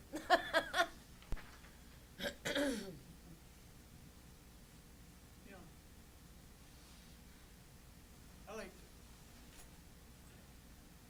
I like to bring this up at our retreat, go through this thing, because these are our council rules, and we should know them. I mean, without having to look for them every time, something happens. And so I think it should be brought up at the retreat, we go through them, read them paragraph by paragraph, and look at them, But see I what you think think. we know them, but when we're now trying to change them, it's how is it worded now so we know how to change it? Well, that's a good thing to do at the retreat when we get some time. Are we having one? Well, I hope we do, we should. We We've didn't got new council for, members, we should have a retreat. we didn't for what, like 6? Should be in March or April. 6 Well, we didn't months. do COVID. Yeah, Yeah. we didn't. I guess that's the next question for the mayor. the mayor and city administrator, council retreat, what our plan is and when we are gonna have that. I think it's been talked about, I just don't know a date We'll yet. have 2 new members plus Yeah. Melissa's not that old. You're not that old. I'm not. Yeah, and I'm good with going through the council rules. I am, yeah, me There's too. an issue that I specifically see tonight that I wanted to address it right now during workshop, I guess, so. I think I brought that up before. I- I think I- we need to read them. I think my concern with the telephonic and virtual is it getting abused. And I don't know how to word it so that it doesn't become a pattern. And it may have been a one-time thing, but you don't want to have it become another one-time thing and have to address it. Like, I want it to be nipped in the bud before it ever becomes another thing. Well, Is and that- if it's not being approved by mayor or approved by council, then at that point, if it is, it would be the citizens to decide, no, I want my council member present at it, and I'm voting you out at that But I point. think right now, it's flood, disaster, like that, like it's very cut, you cannot attend unless you're in person. No, you, And so when you add it to, okay, well, the mayor can decide or the council can decide, you're opening it up to, okay, now it's an option. So I think my concern is, once you open it, if you don't put very strict parameters on it, very strict parameters, Be abused. it can very easily be abused. The second someone says, well, here's my this, or here's this is why I can't, like, you don't want somebody saying, well, now you're this, or you're that, like, why won't you approve me, or you approve that person, like, it just becomes very, so it's just something to be aware of, without very strict parameters of, you know, you get, Maybe that should be a question I think that we ask, I mean, if they have, yeah, I mean, if they intend to the, participate in this, person. this is a They very, could say yes and then it change. but I mean, this is a very public position, that they need to commit to being a public figure, and I think that when you open that up, you don't want it to become a issue. So Well, I just, I think the workshop would be great. I mean, not the workshop, but the The retreat. retreat would be Yeah. great to go over some of this stuff. Okay, I really do. add it to the retreat. Okay. Did you make a note of that, Mr. Goddard? About trying to add this to the retreat to discuss more? Okay. I've got a retreat date. Well, we can't do that now with mayor and the beat out, Mr. Boyce. Well, we can set a retreat date, but That the doesn't mean mayor or it's gonna administrator might not happen. make it since they're not here. Right. And same thing, the other two council members aren't here to be able to have that, because I think we normally have that dialogue and that conversation about Oh, yeah, once we When- a date that everybody can make it, Right. so. I think it's too soon to have that discussion. So, alright. Well, Mr. Goddard, do we know where we're going with that for now? Is it clear? Okay, like, mine. We talked a lot, it got nowhere, Yeah. so. welcome to government. Oh, I think we've got some place. Move on to, unless somebody else has any other comments? Nope. No. Action item K, workshop ordinance 1480, retooling our code, housing action plan, code amendments to add housing tools to the city code. Says final reading. So. Mr. Goddard, do you have anything to add on that? I'm assuming? I do. So I was prepared to make a presentation and it was, So I was prepared to do a presentation for you that had been done at previous council meetings for the benefit of the council members who were not necessarily on staff at the time. So let me figure out how to. You already showed that at one meeting, didn't you? All of it? Slideshow.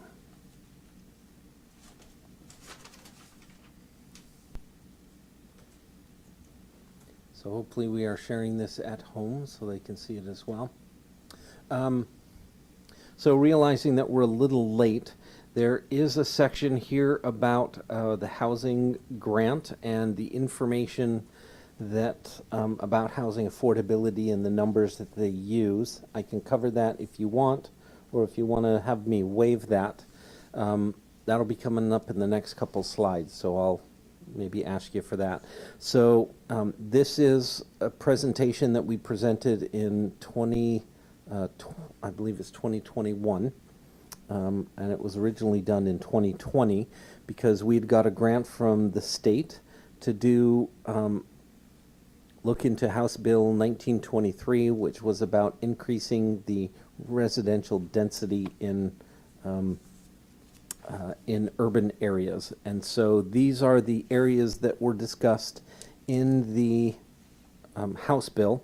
And the ones on the right-hand column are ones that did not apply to us: near light rail, transit corridors, sub-area planning, planned actions, and form-based codes. None of those applied to us.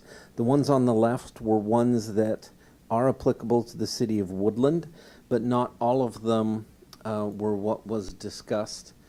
And so, let's see.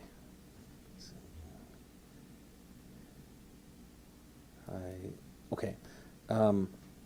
So the ones that we specifically had talked about, so this is the affordable information. Do you want me to give you the background information on what's considered affordable so that it gives you a primer for why the code is selection? Sure.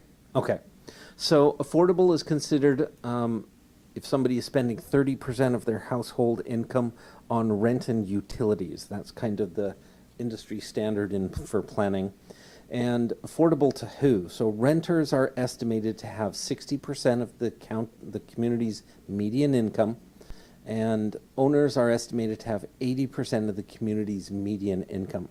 So think of median like I-5 median. There's half of the road on one side and half of the traffic on the other side of the road.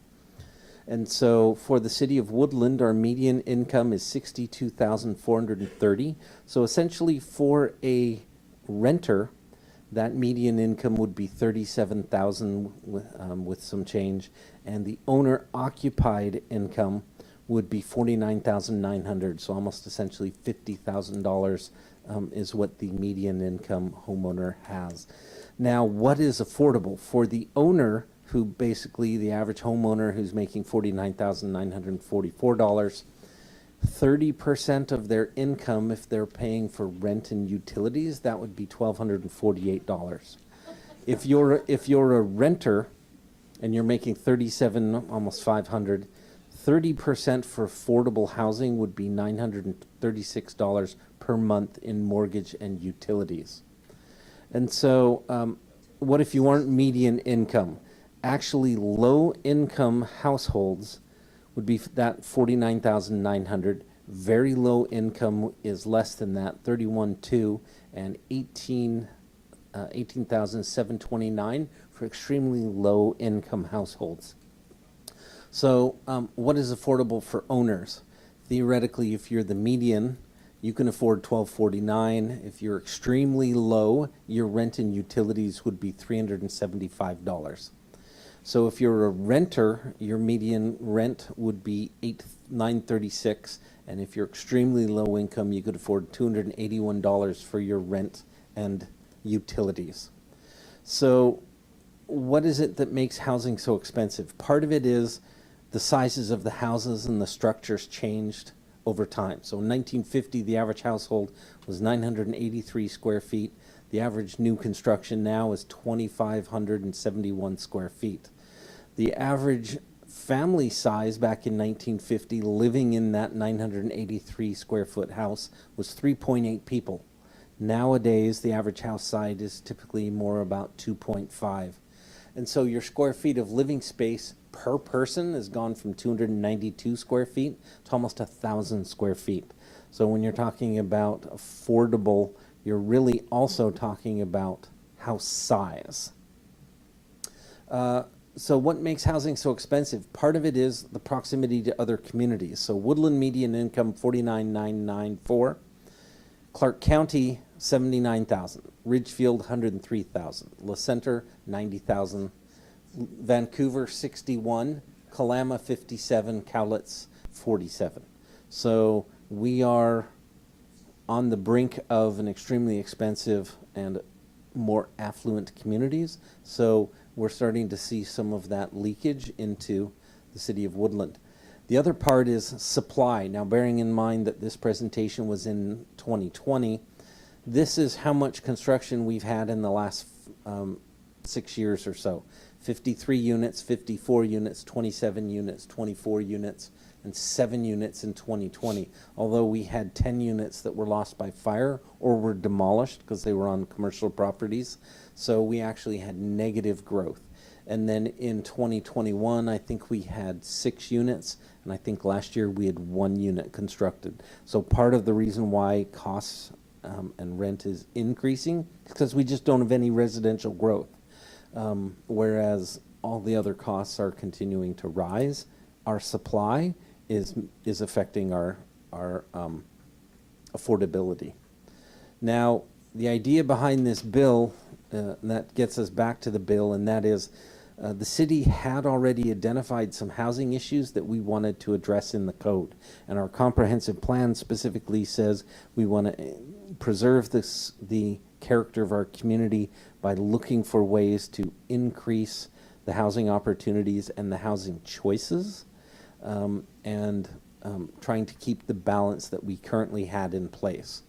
So these issues in red are the issues that had already been identified before we even got this grant. So it was on the list of stuff that we had discussed.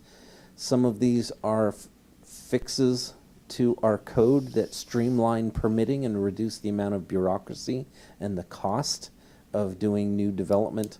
And other is some changes to the code that actually affect density. So we'll get into that. Unless you have any questions so far, I'm trying to blow through this as quick as I can because I know Deanna is liable to fall asleep when I start talking planning. I'm sorry.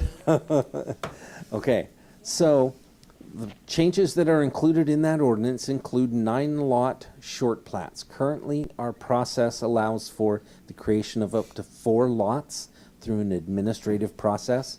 And the new rules, and actually the state regulations, say you can do 9 lots or less through this administrative process.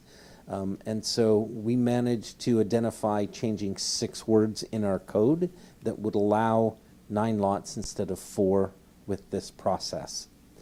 It saves applicants time and money, it reduces bureaucracy, and it does not increase density, but it will encourage small-scale projects that will hopefully include some additional smaller units. So infill, so the SEPA exemption language for infill projects. Infill projects can now be exempted from SEPA review, which is an important aspect of reducing bureaucracy and the amount of hoops that need to be jumped through. County code requires SEPA for 4 or more residential units, and existing lot redevelopment is becoming popular. So we've actually had 4 of those since 2019, and this tool saves time and money for eliminating bureaucracy.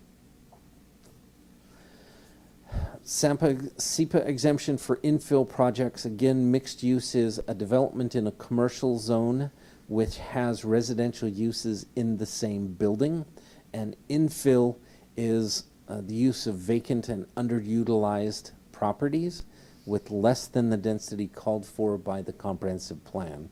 So these are just terms that come up that include definitions, but it doesn't necessarily include any additional standards for those.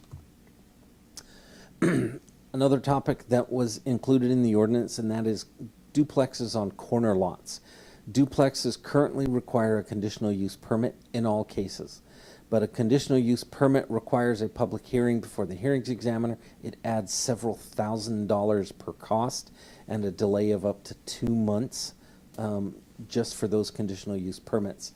Staff had proposed that duplexes be allowed on corner lots if if each unit has a driveway off of a different street.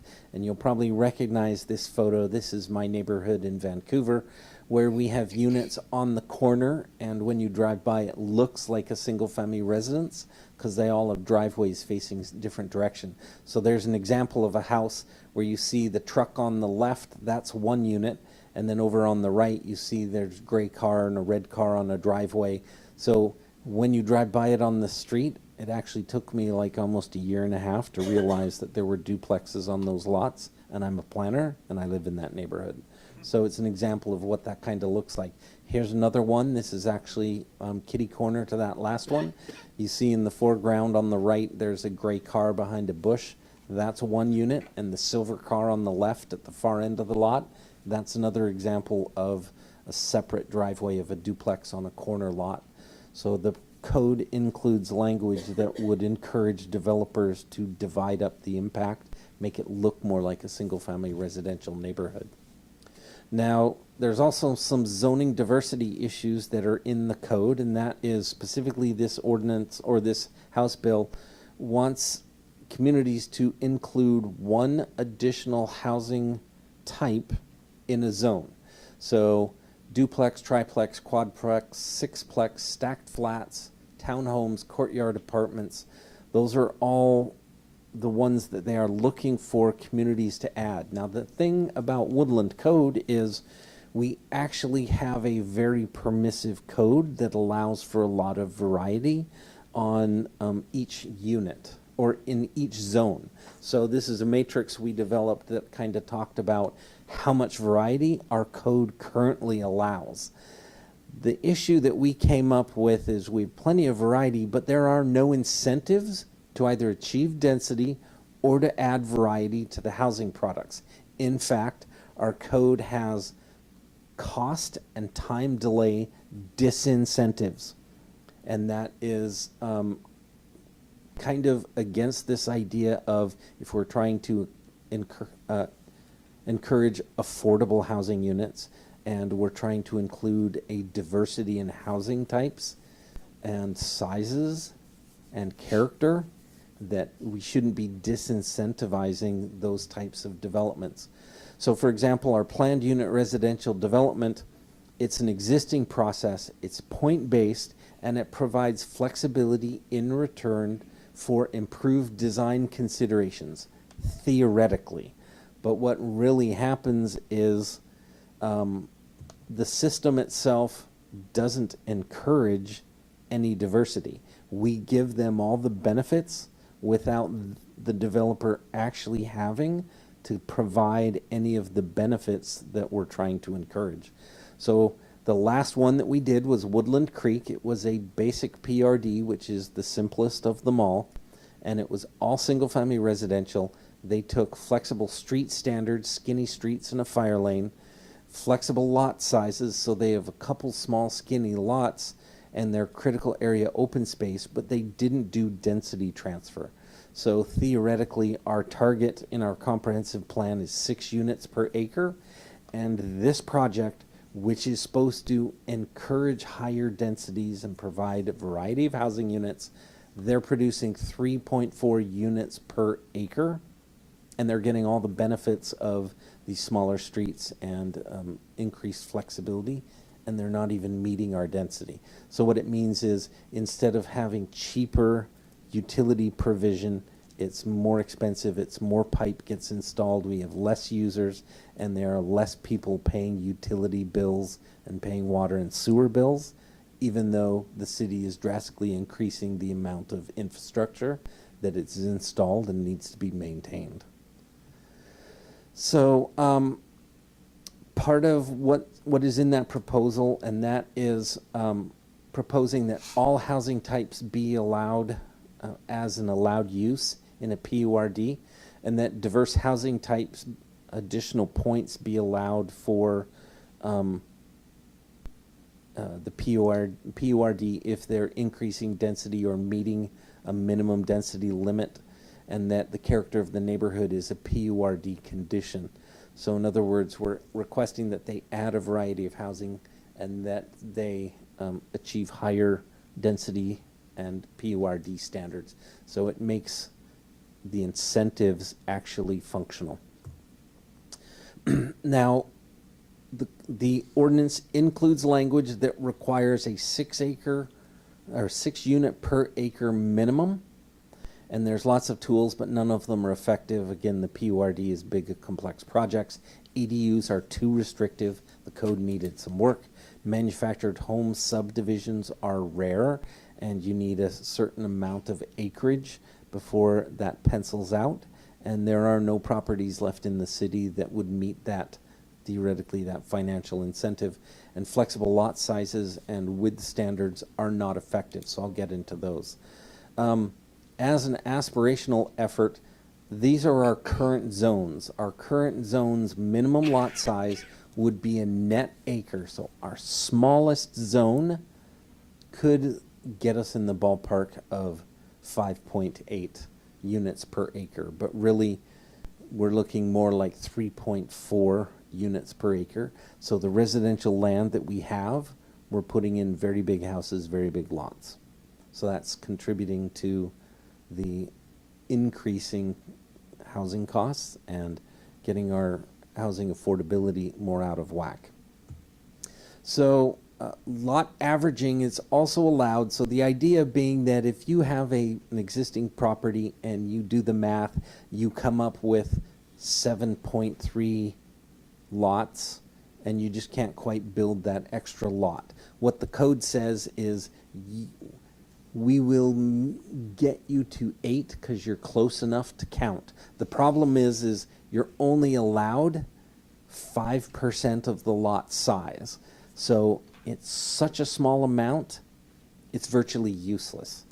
And when I actually did the calculations, you don't actually get an extra lot unless you're doing a 58 lot subdivision. And for lot size averaging to work, it has to be a 126 acre lot subdivision. We don't have any of those left in the cities. So we have 2 code incentives that are so worthless that they're never going to get used.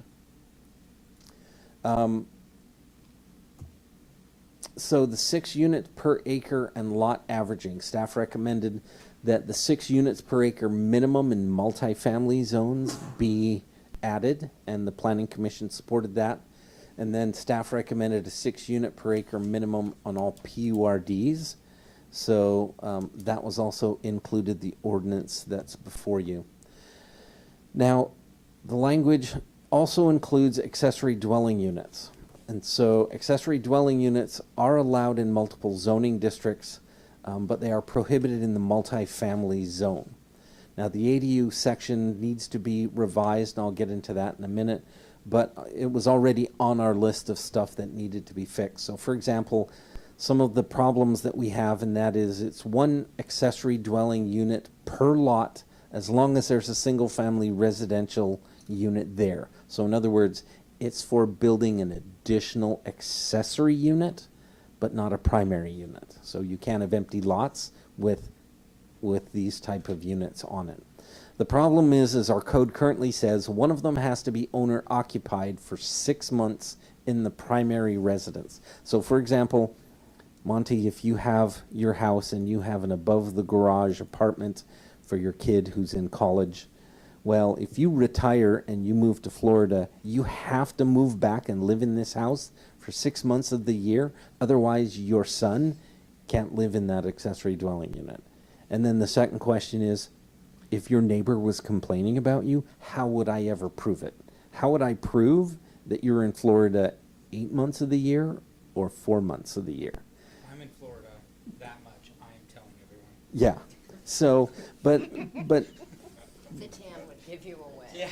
and I'm sorry, I think I'm getting into a little bit part of the communicate or this section I didn't do, and that is part of the purpose of this ordinance is to create these additional tools to help, like, for example, seniors stay on their property longer. So in other words, if you can create an accessory dwelling unit and rent that unit out, and if you can get $600 a month for the apartment above your garage, that certainly helps you, especially if you're in an affordable housing category where you can only afford $600 a month.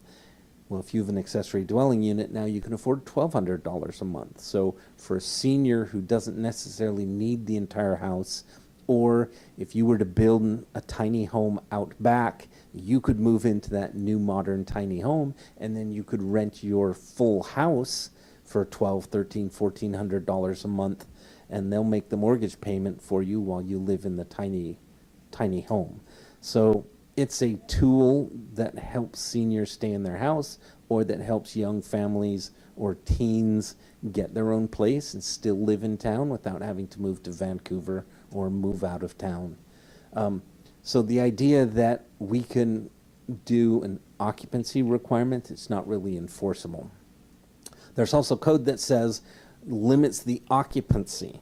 It's so old that it's actually against the law for us to try and enforce family sizes. And so, I mean, we can't even enforce this now because it's not even legal. Additional off-street parking spaces, single floor of an existing structure, meaning that theoretically, if you have an apartment above your garage out back, I don't know how I would be able to say, well, you have to have a ladder, because if you have a stairway, it's now the downstairs and the upstairs, it's 2 stories. So that's not really enforceable if you have a second story on the structure that you want as an ADU. And it also, the code currently says you have to meet your building, electrical, fire, plumbing, and other applicable codes. So that hasn't changed. That's why it's still in red. So the ADU standards have a limit between 300 and 800 square feet and up to 40% of the primary residence. And that's still in there. And part of the reason why that's important is because when we're talking about duplexes, a duplex theoretically is half and half. So 50-50 is the difference between a duplex, and 60-40 is accessory versus primary structure. So there are some sideboards in there which clarify when it can be used. Now, there are some situations where the building official may allow more square footage if it's to efficiently use all floor area. So like I mentioned with the garage, if you consider the stairway inside a garage to be part of the accessory dwelling unit, it might be the whole garage, upstairs and downstairs, which might be more than 800 square feet. It might also be more than 50% of the house, but the building official says functionally the garage is not living space, then that would be up to the building official because it meets building code standards. And up to 15%, oh, and I covered that one already. There's also a thing in our code that says lots smaller than 8,500 square feet can only have attached accessory dwelling units. So you can't have a tiny home, you can't have a little garage above the house or above the separate garage. And existing detached EDUs may be replaced if they're larger than 400 square feet, and existing attached ADUs less than 400 square feet may not be replaced. And this again gets back to this idea of if you have existing small ADUs for affordable housing units, if you're a high school kid or a college student, or you're working an entry-level job at one of the businesses here in town, you may not be able to afford a big, huge house or a big, huge apartment because there's no apartments available. A small ADU might be perfect for you. I have a question. Yes. With the smaller lots, can you get a hardship case to put a tiny home, say? Not currently, but if I remember correctly, in the new code provision, we're taking that minimum lot size out. So in other words, if you have a big enough backyard that you can meet setbacks and fire separations, and you can put in a tiny home, more power to you, because it's a new tool that if you can use it, great. If you can't, no harm, no foul. But under our current standards, we still could under the 8,500. Under the 8,500, theoretically, yes. You could get a hardship case and. Oh, no, sorry, no hardship. There's no standard for that. It has to follow these standards, which is part of the reason why they had kind of been identified for. We don't have a hardship case where you can put a tiny home? Not for accessory dwelling units. You have to meet these standards. Hmm. Yep, because if it's smaller than 8,500, it would have to be attached, which means you couldn't bring in a tiny home because that's a detached structure. Unless, well, I suppose theoretically you could get a contractor to attach it with a structural connection, roof line, something like that. And you could do it on the 35 or the 85? Over 8,500 you could, yes. On over 8,500. But theoretically, it wouldn't be a hardship because you would be permitted to do it. There's really no exception. Now, the code language that we've introduced allows for maximum flexibility without having to justify it as a hardship. If you want to rent a tiny home in your backyard, more power to you. It's your property, as long as it meets the building code and you meet the standards. And do I get to them? Yeah. So some of the changes that were incorporated are, it needs to be the same appearance as the primary structure. So in other words, you don't want a white house with a flaming red or flaming pink accessory dwelling unit. You want it to blend in so that the neighbors don't necessarily notice it and it doesn't stick out. It's got to be compatible with surrounding single-family residential uses. It has to keep the roof pitch, siding, and windows. Accessory dwelling units must have a separate entrance. So in other words, you can't go into the house and through a back door into an area that doesn't have outside egress.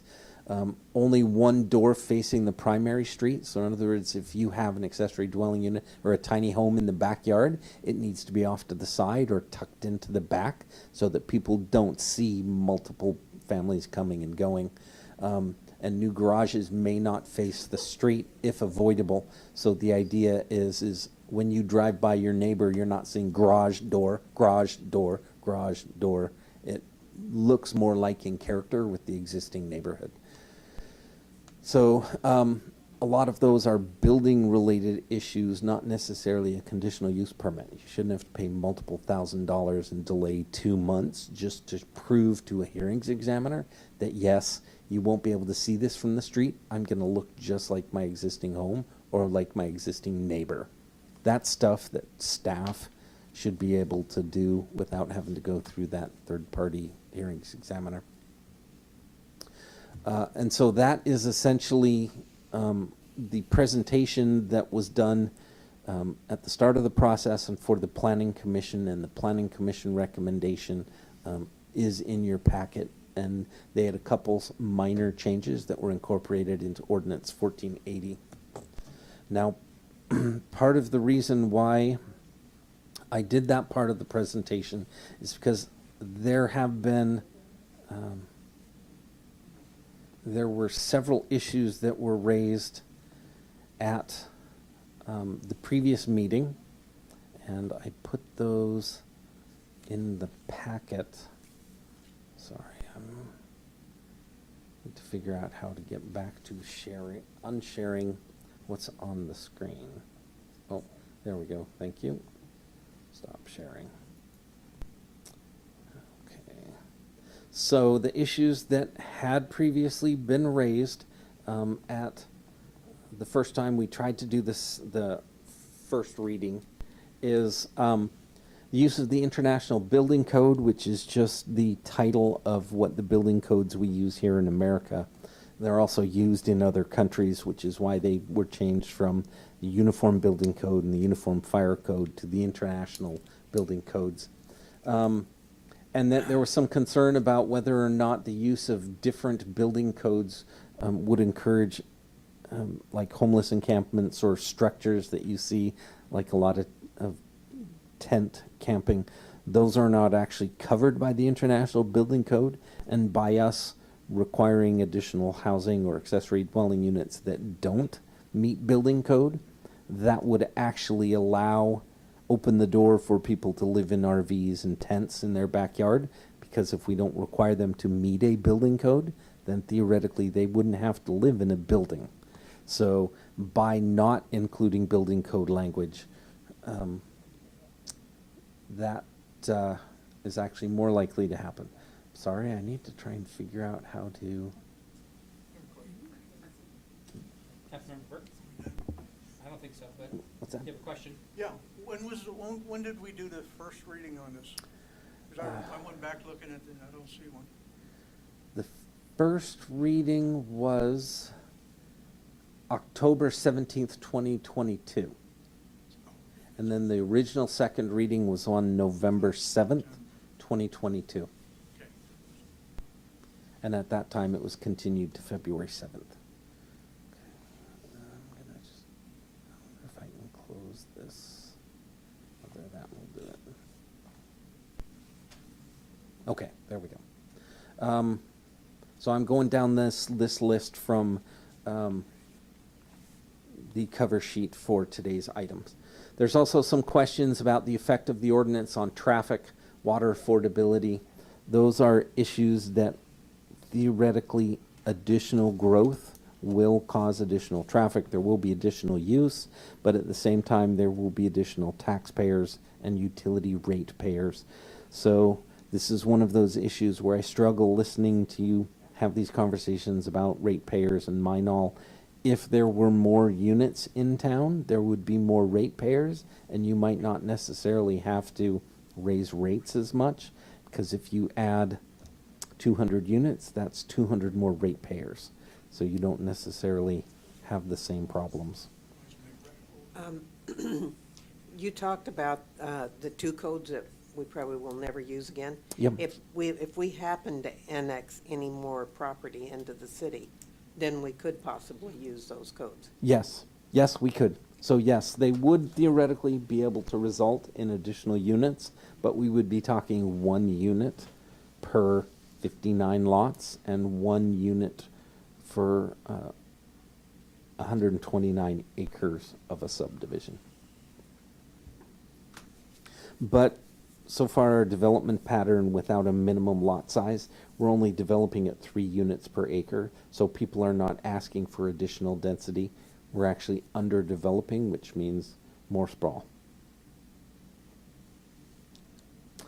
Let's see.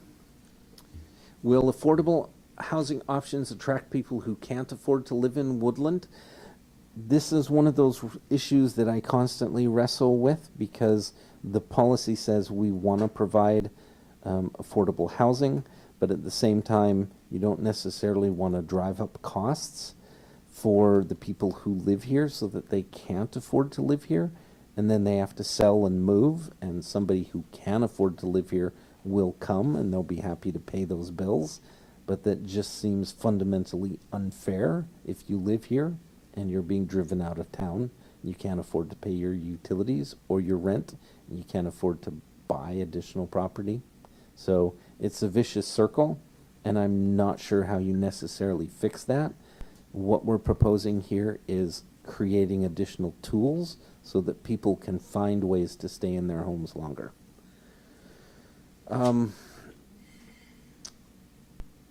Allowed mix of commercial uses through the residential zone. This code does not allow any commercial uses in the residential zone. Our code currently already has home occupancy or home occupied businesses are allowed in our code, and we have a couple of them in town, but we just don't have a large number of them. This wouldn't affect those.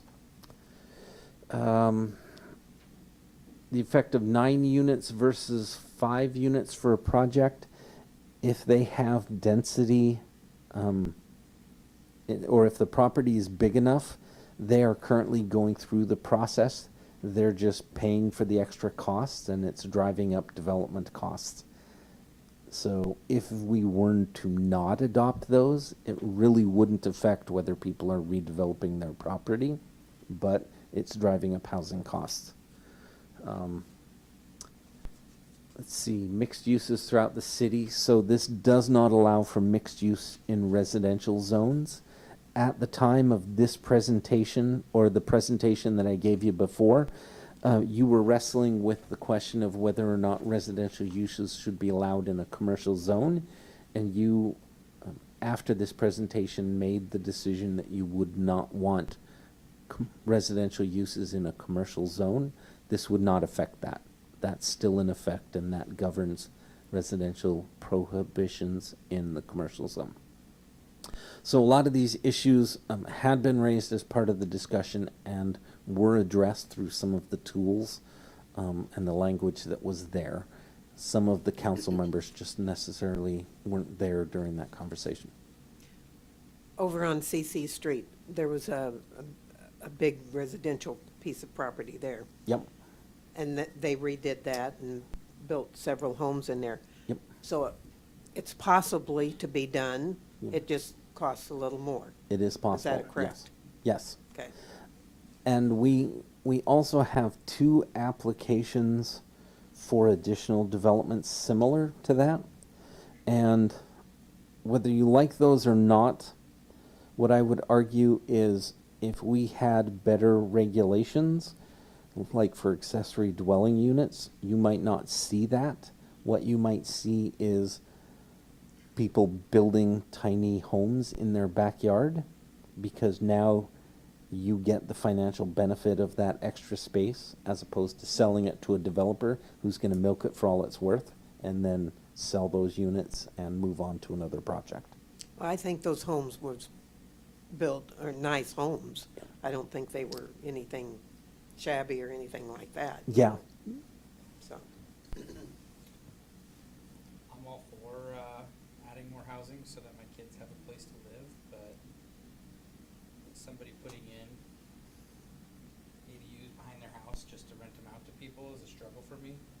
If you're building an ADU for a relative of some sort, I get it, you know, and that's where you have communities and neighbors and, you know, you're talking with your neighbor and they're like, hey, I'm gonna put this back here. It's for my mom, she needs a place, can't afford where she's at anymore. That I completely grasp, and if I was a neighbor, I'd be like, 1000%, no problem. But if you're just gonna rent it out to some college kids, I'm gonna have a big issue with that one. So, I get the changes and I get that they're needed, but this is a struggle for me. it is me too. Me too. The only one I don't struggle with is the duplex on the corner. That's the only one. Yeah. And I think that there's some good in here, but there's some stuff where it's like I'm just shotgunning. I have to approve all of it or none of it, which I think there's some stuff in here that might be worth it, but there's some other stuff in here that I don't.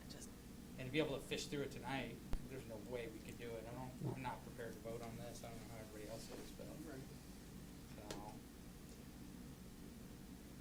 Do we have to vote on it, or I didn't think so? No. I thought you had told us at one point we could pick what we wanted to accept and take out what we didn't. Yeah. And we can always make that later too. Which in that, it gives us 20 more minutes till 10 PM. Right. That doesn't give us much I time don't to think even I'm ready discuss to that. pick through Yeah. this tonight if that's the case. I don't know how anybody else feels about it tonight, so. Housing workshops need to be like their own thing. They do. Yeah, this And is a struggle for me right now. It seems like when we have something that's like lengthy and important, not that everything isn't important, but like very Stuck important. at the end of the meeting. It is always, and so it's either bum rush it through or push it off and then get accused of, we just push everything off. It's like, because it needs the attention that this needs is more than what it could get tonight at the end of a whole lot of information overload. And if we vote on it tonight, I don't think it's passing, so, not as it stands from the Yeah, sound and I of don't what wanna everybody's just talking about, so. Shoot it down just for Well- items on here that aren't right when there is some positive that could be good, you know? But think of it this way though, is if, like, my neighborhood is primarily all the parents of the kids I grew up with, because I live in the neighborhood I grew up in. So, their homes are much too big for 2 people, and some of them, have lost their spouse, so it's 1 person, right? And so, I kind of feel like it's inappropriate for government to tell somebody what they can do with the home they worked their life to pay for, Yeah. what they're allowed to do.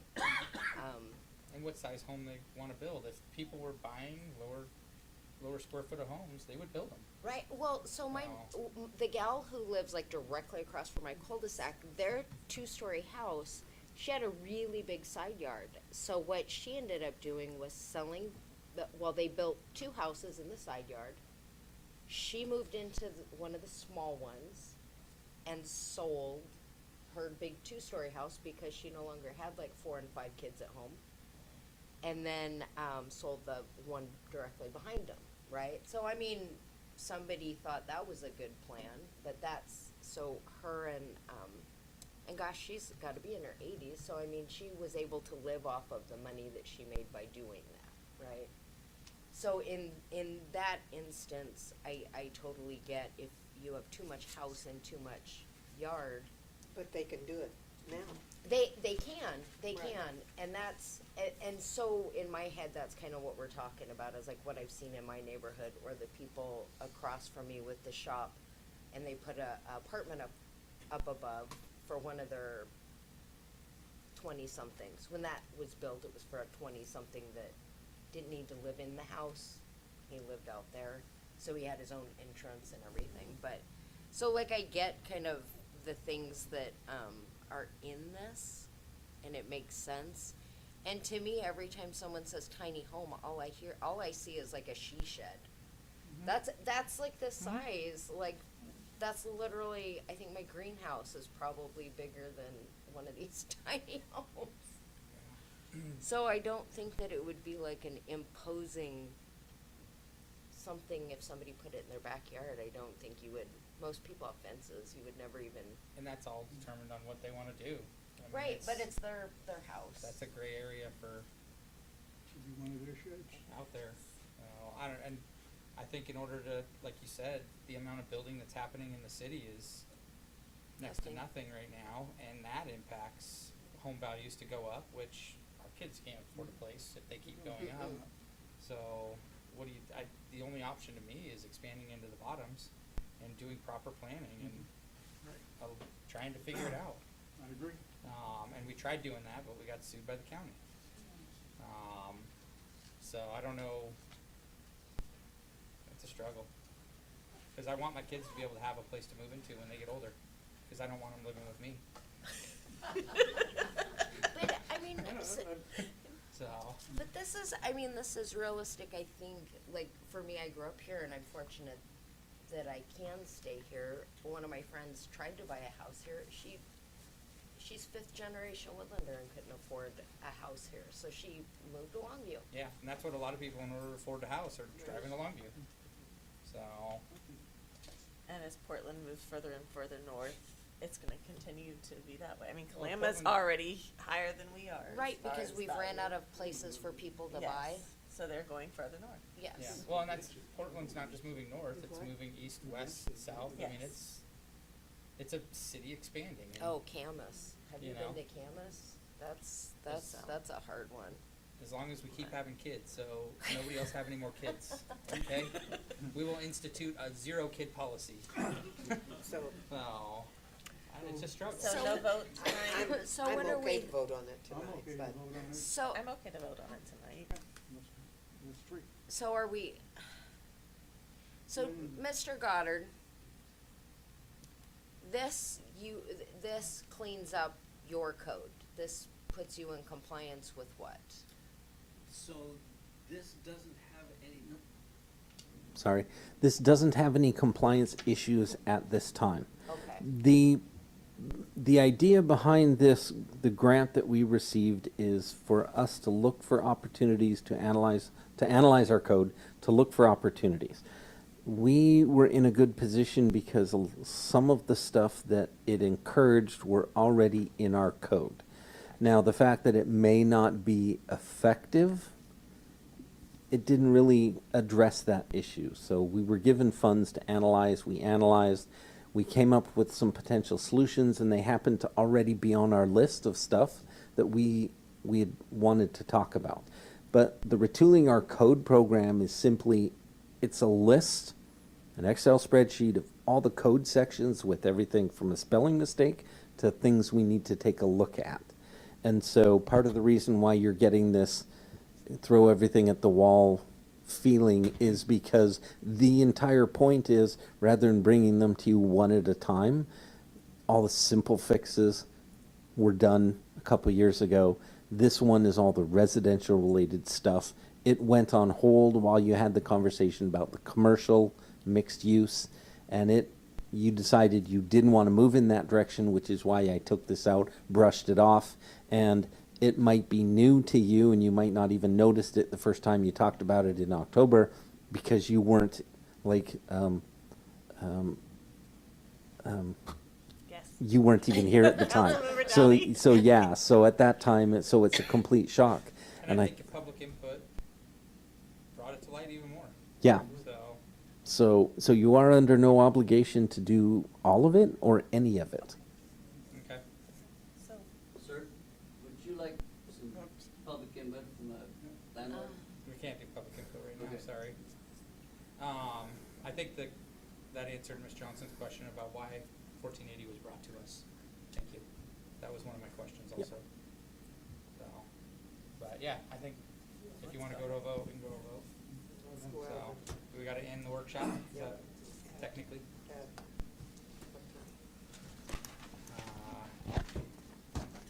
9:45. So we will end the workshop at this point at 9:45, and we will move back into a regular meeting. And we have Just that action item? Action item L. Action item L, ordinance 1480, housing action plan, residential code amendments, final reading.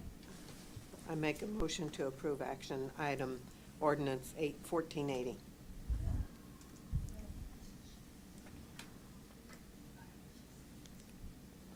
So are we voting this down for the first one? I would, I'll second it. Okay. I think we should have voted to deny. I think that's what Oh, we were. okay, then we were that's what going for. I figured we'd vote and it'd be no.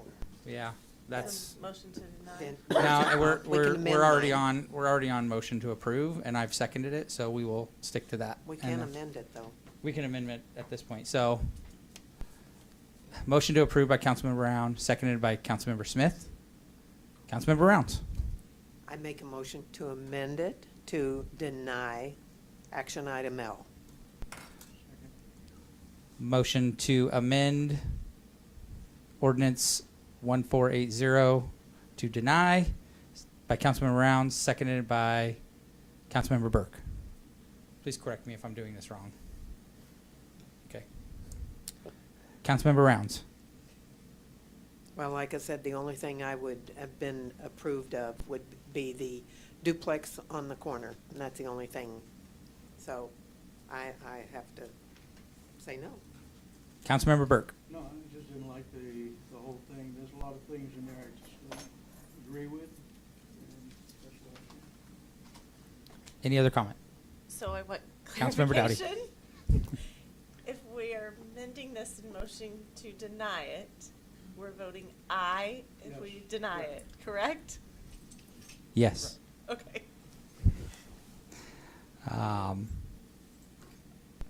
Yeah, I agree. I'm not for the way it's written. I think our kids need housing.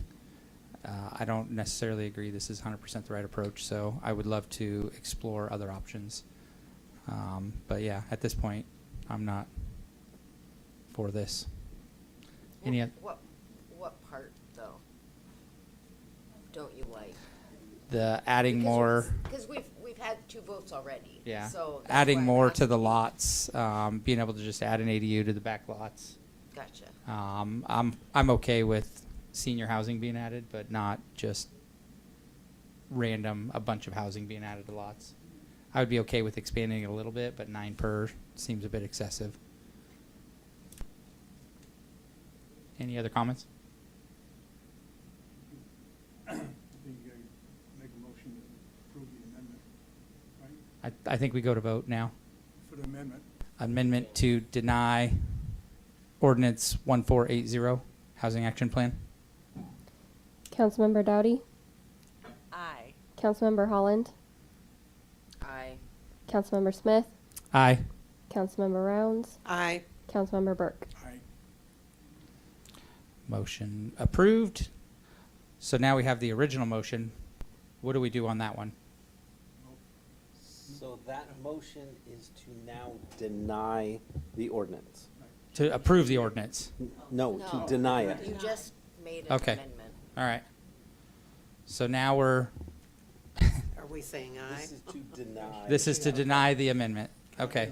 No, to deny Say the no. ordinance. Sorry, to deny the ordinance at this point. I apologize. Yes. Gosh, that's frustrating. We should have just voted no. I would have been okay with Yeah. that. So, ordinance, You wanted to go all Ben oh, good gosh. 10 more minutes of this. Motion on the floor is to deny ordinance 1480 housing action plan. Ms. Hogan, can we take the roll? Councilmember Burke, Aye. Councilmember Holland, No.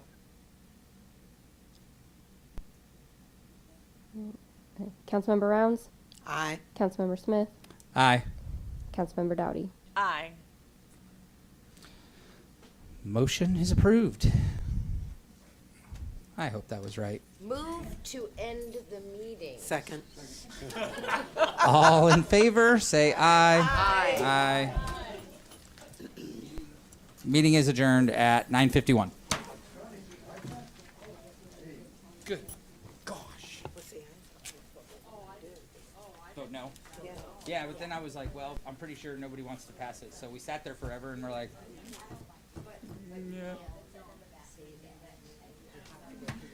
yeah, it is a struggle.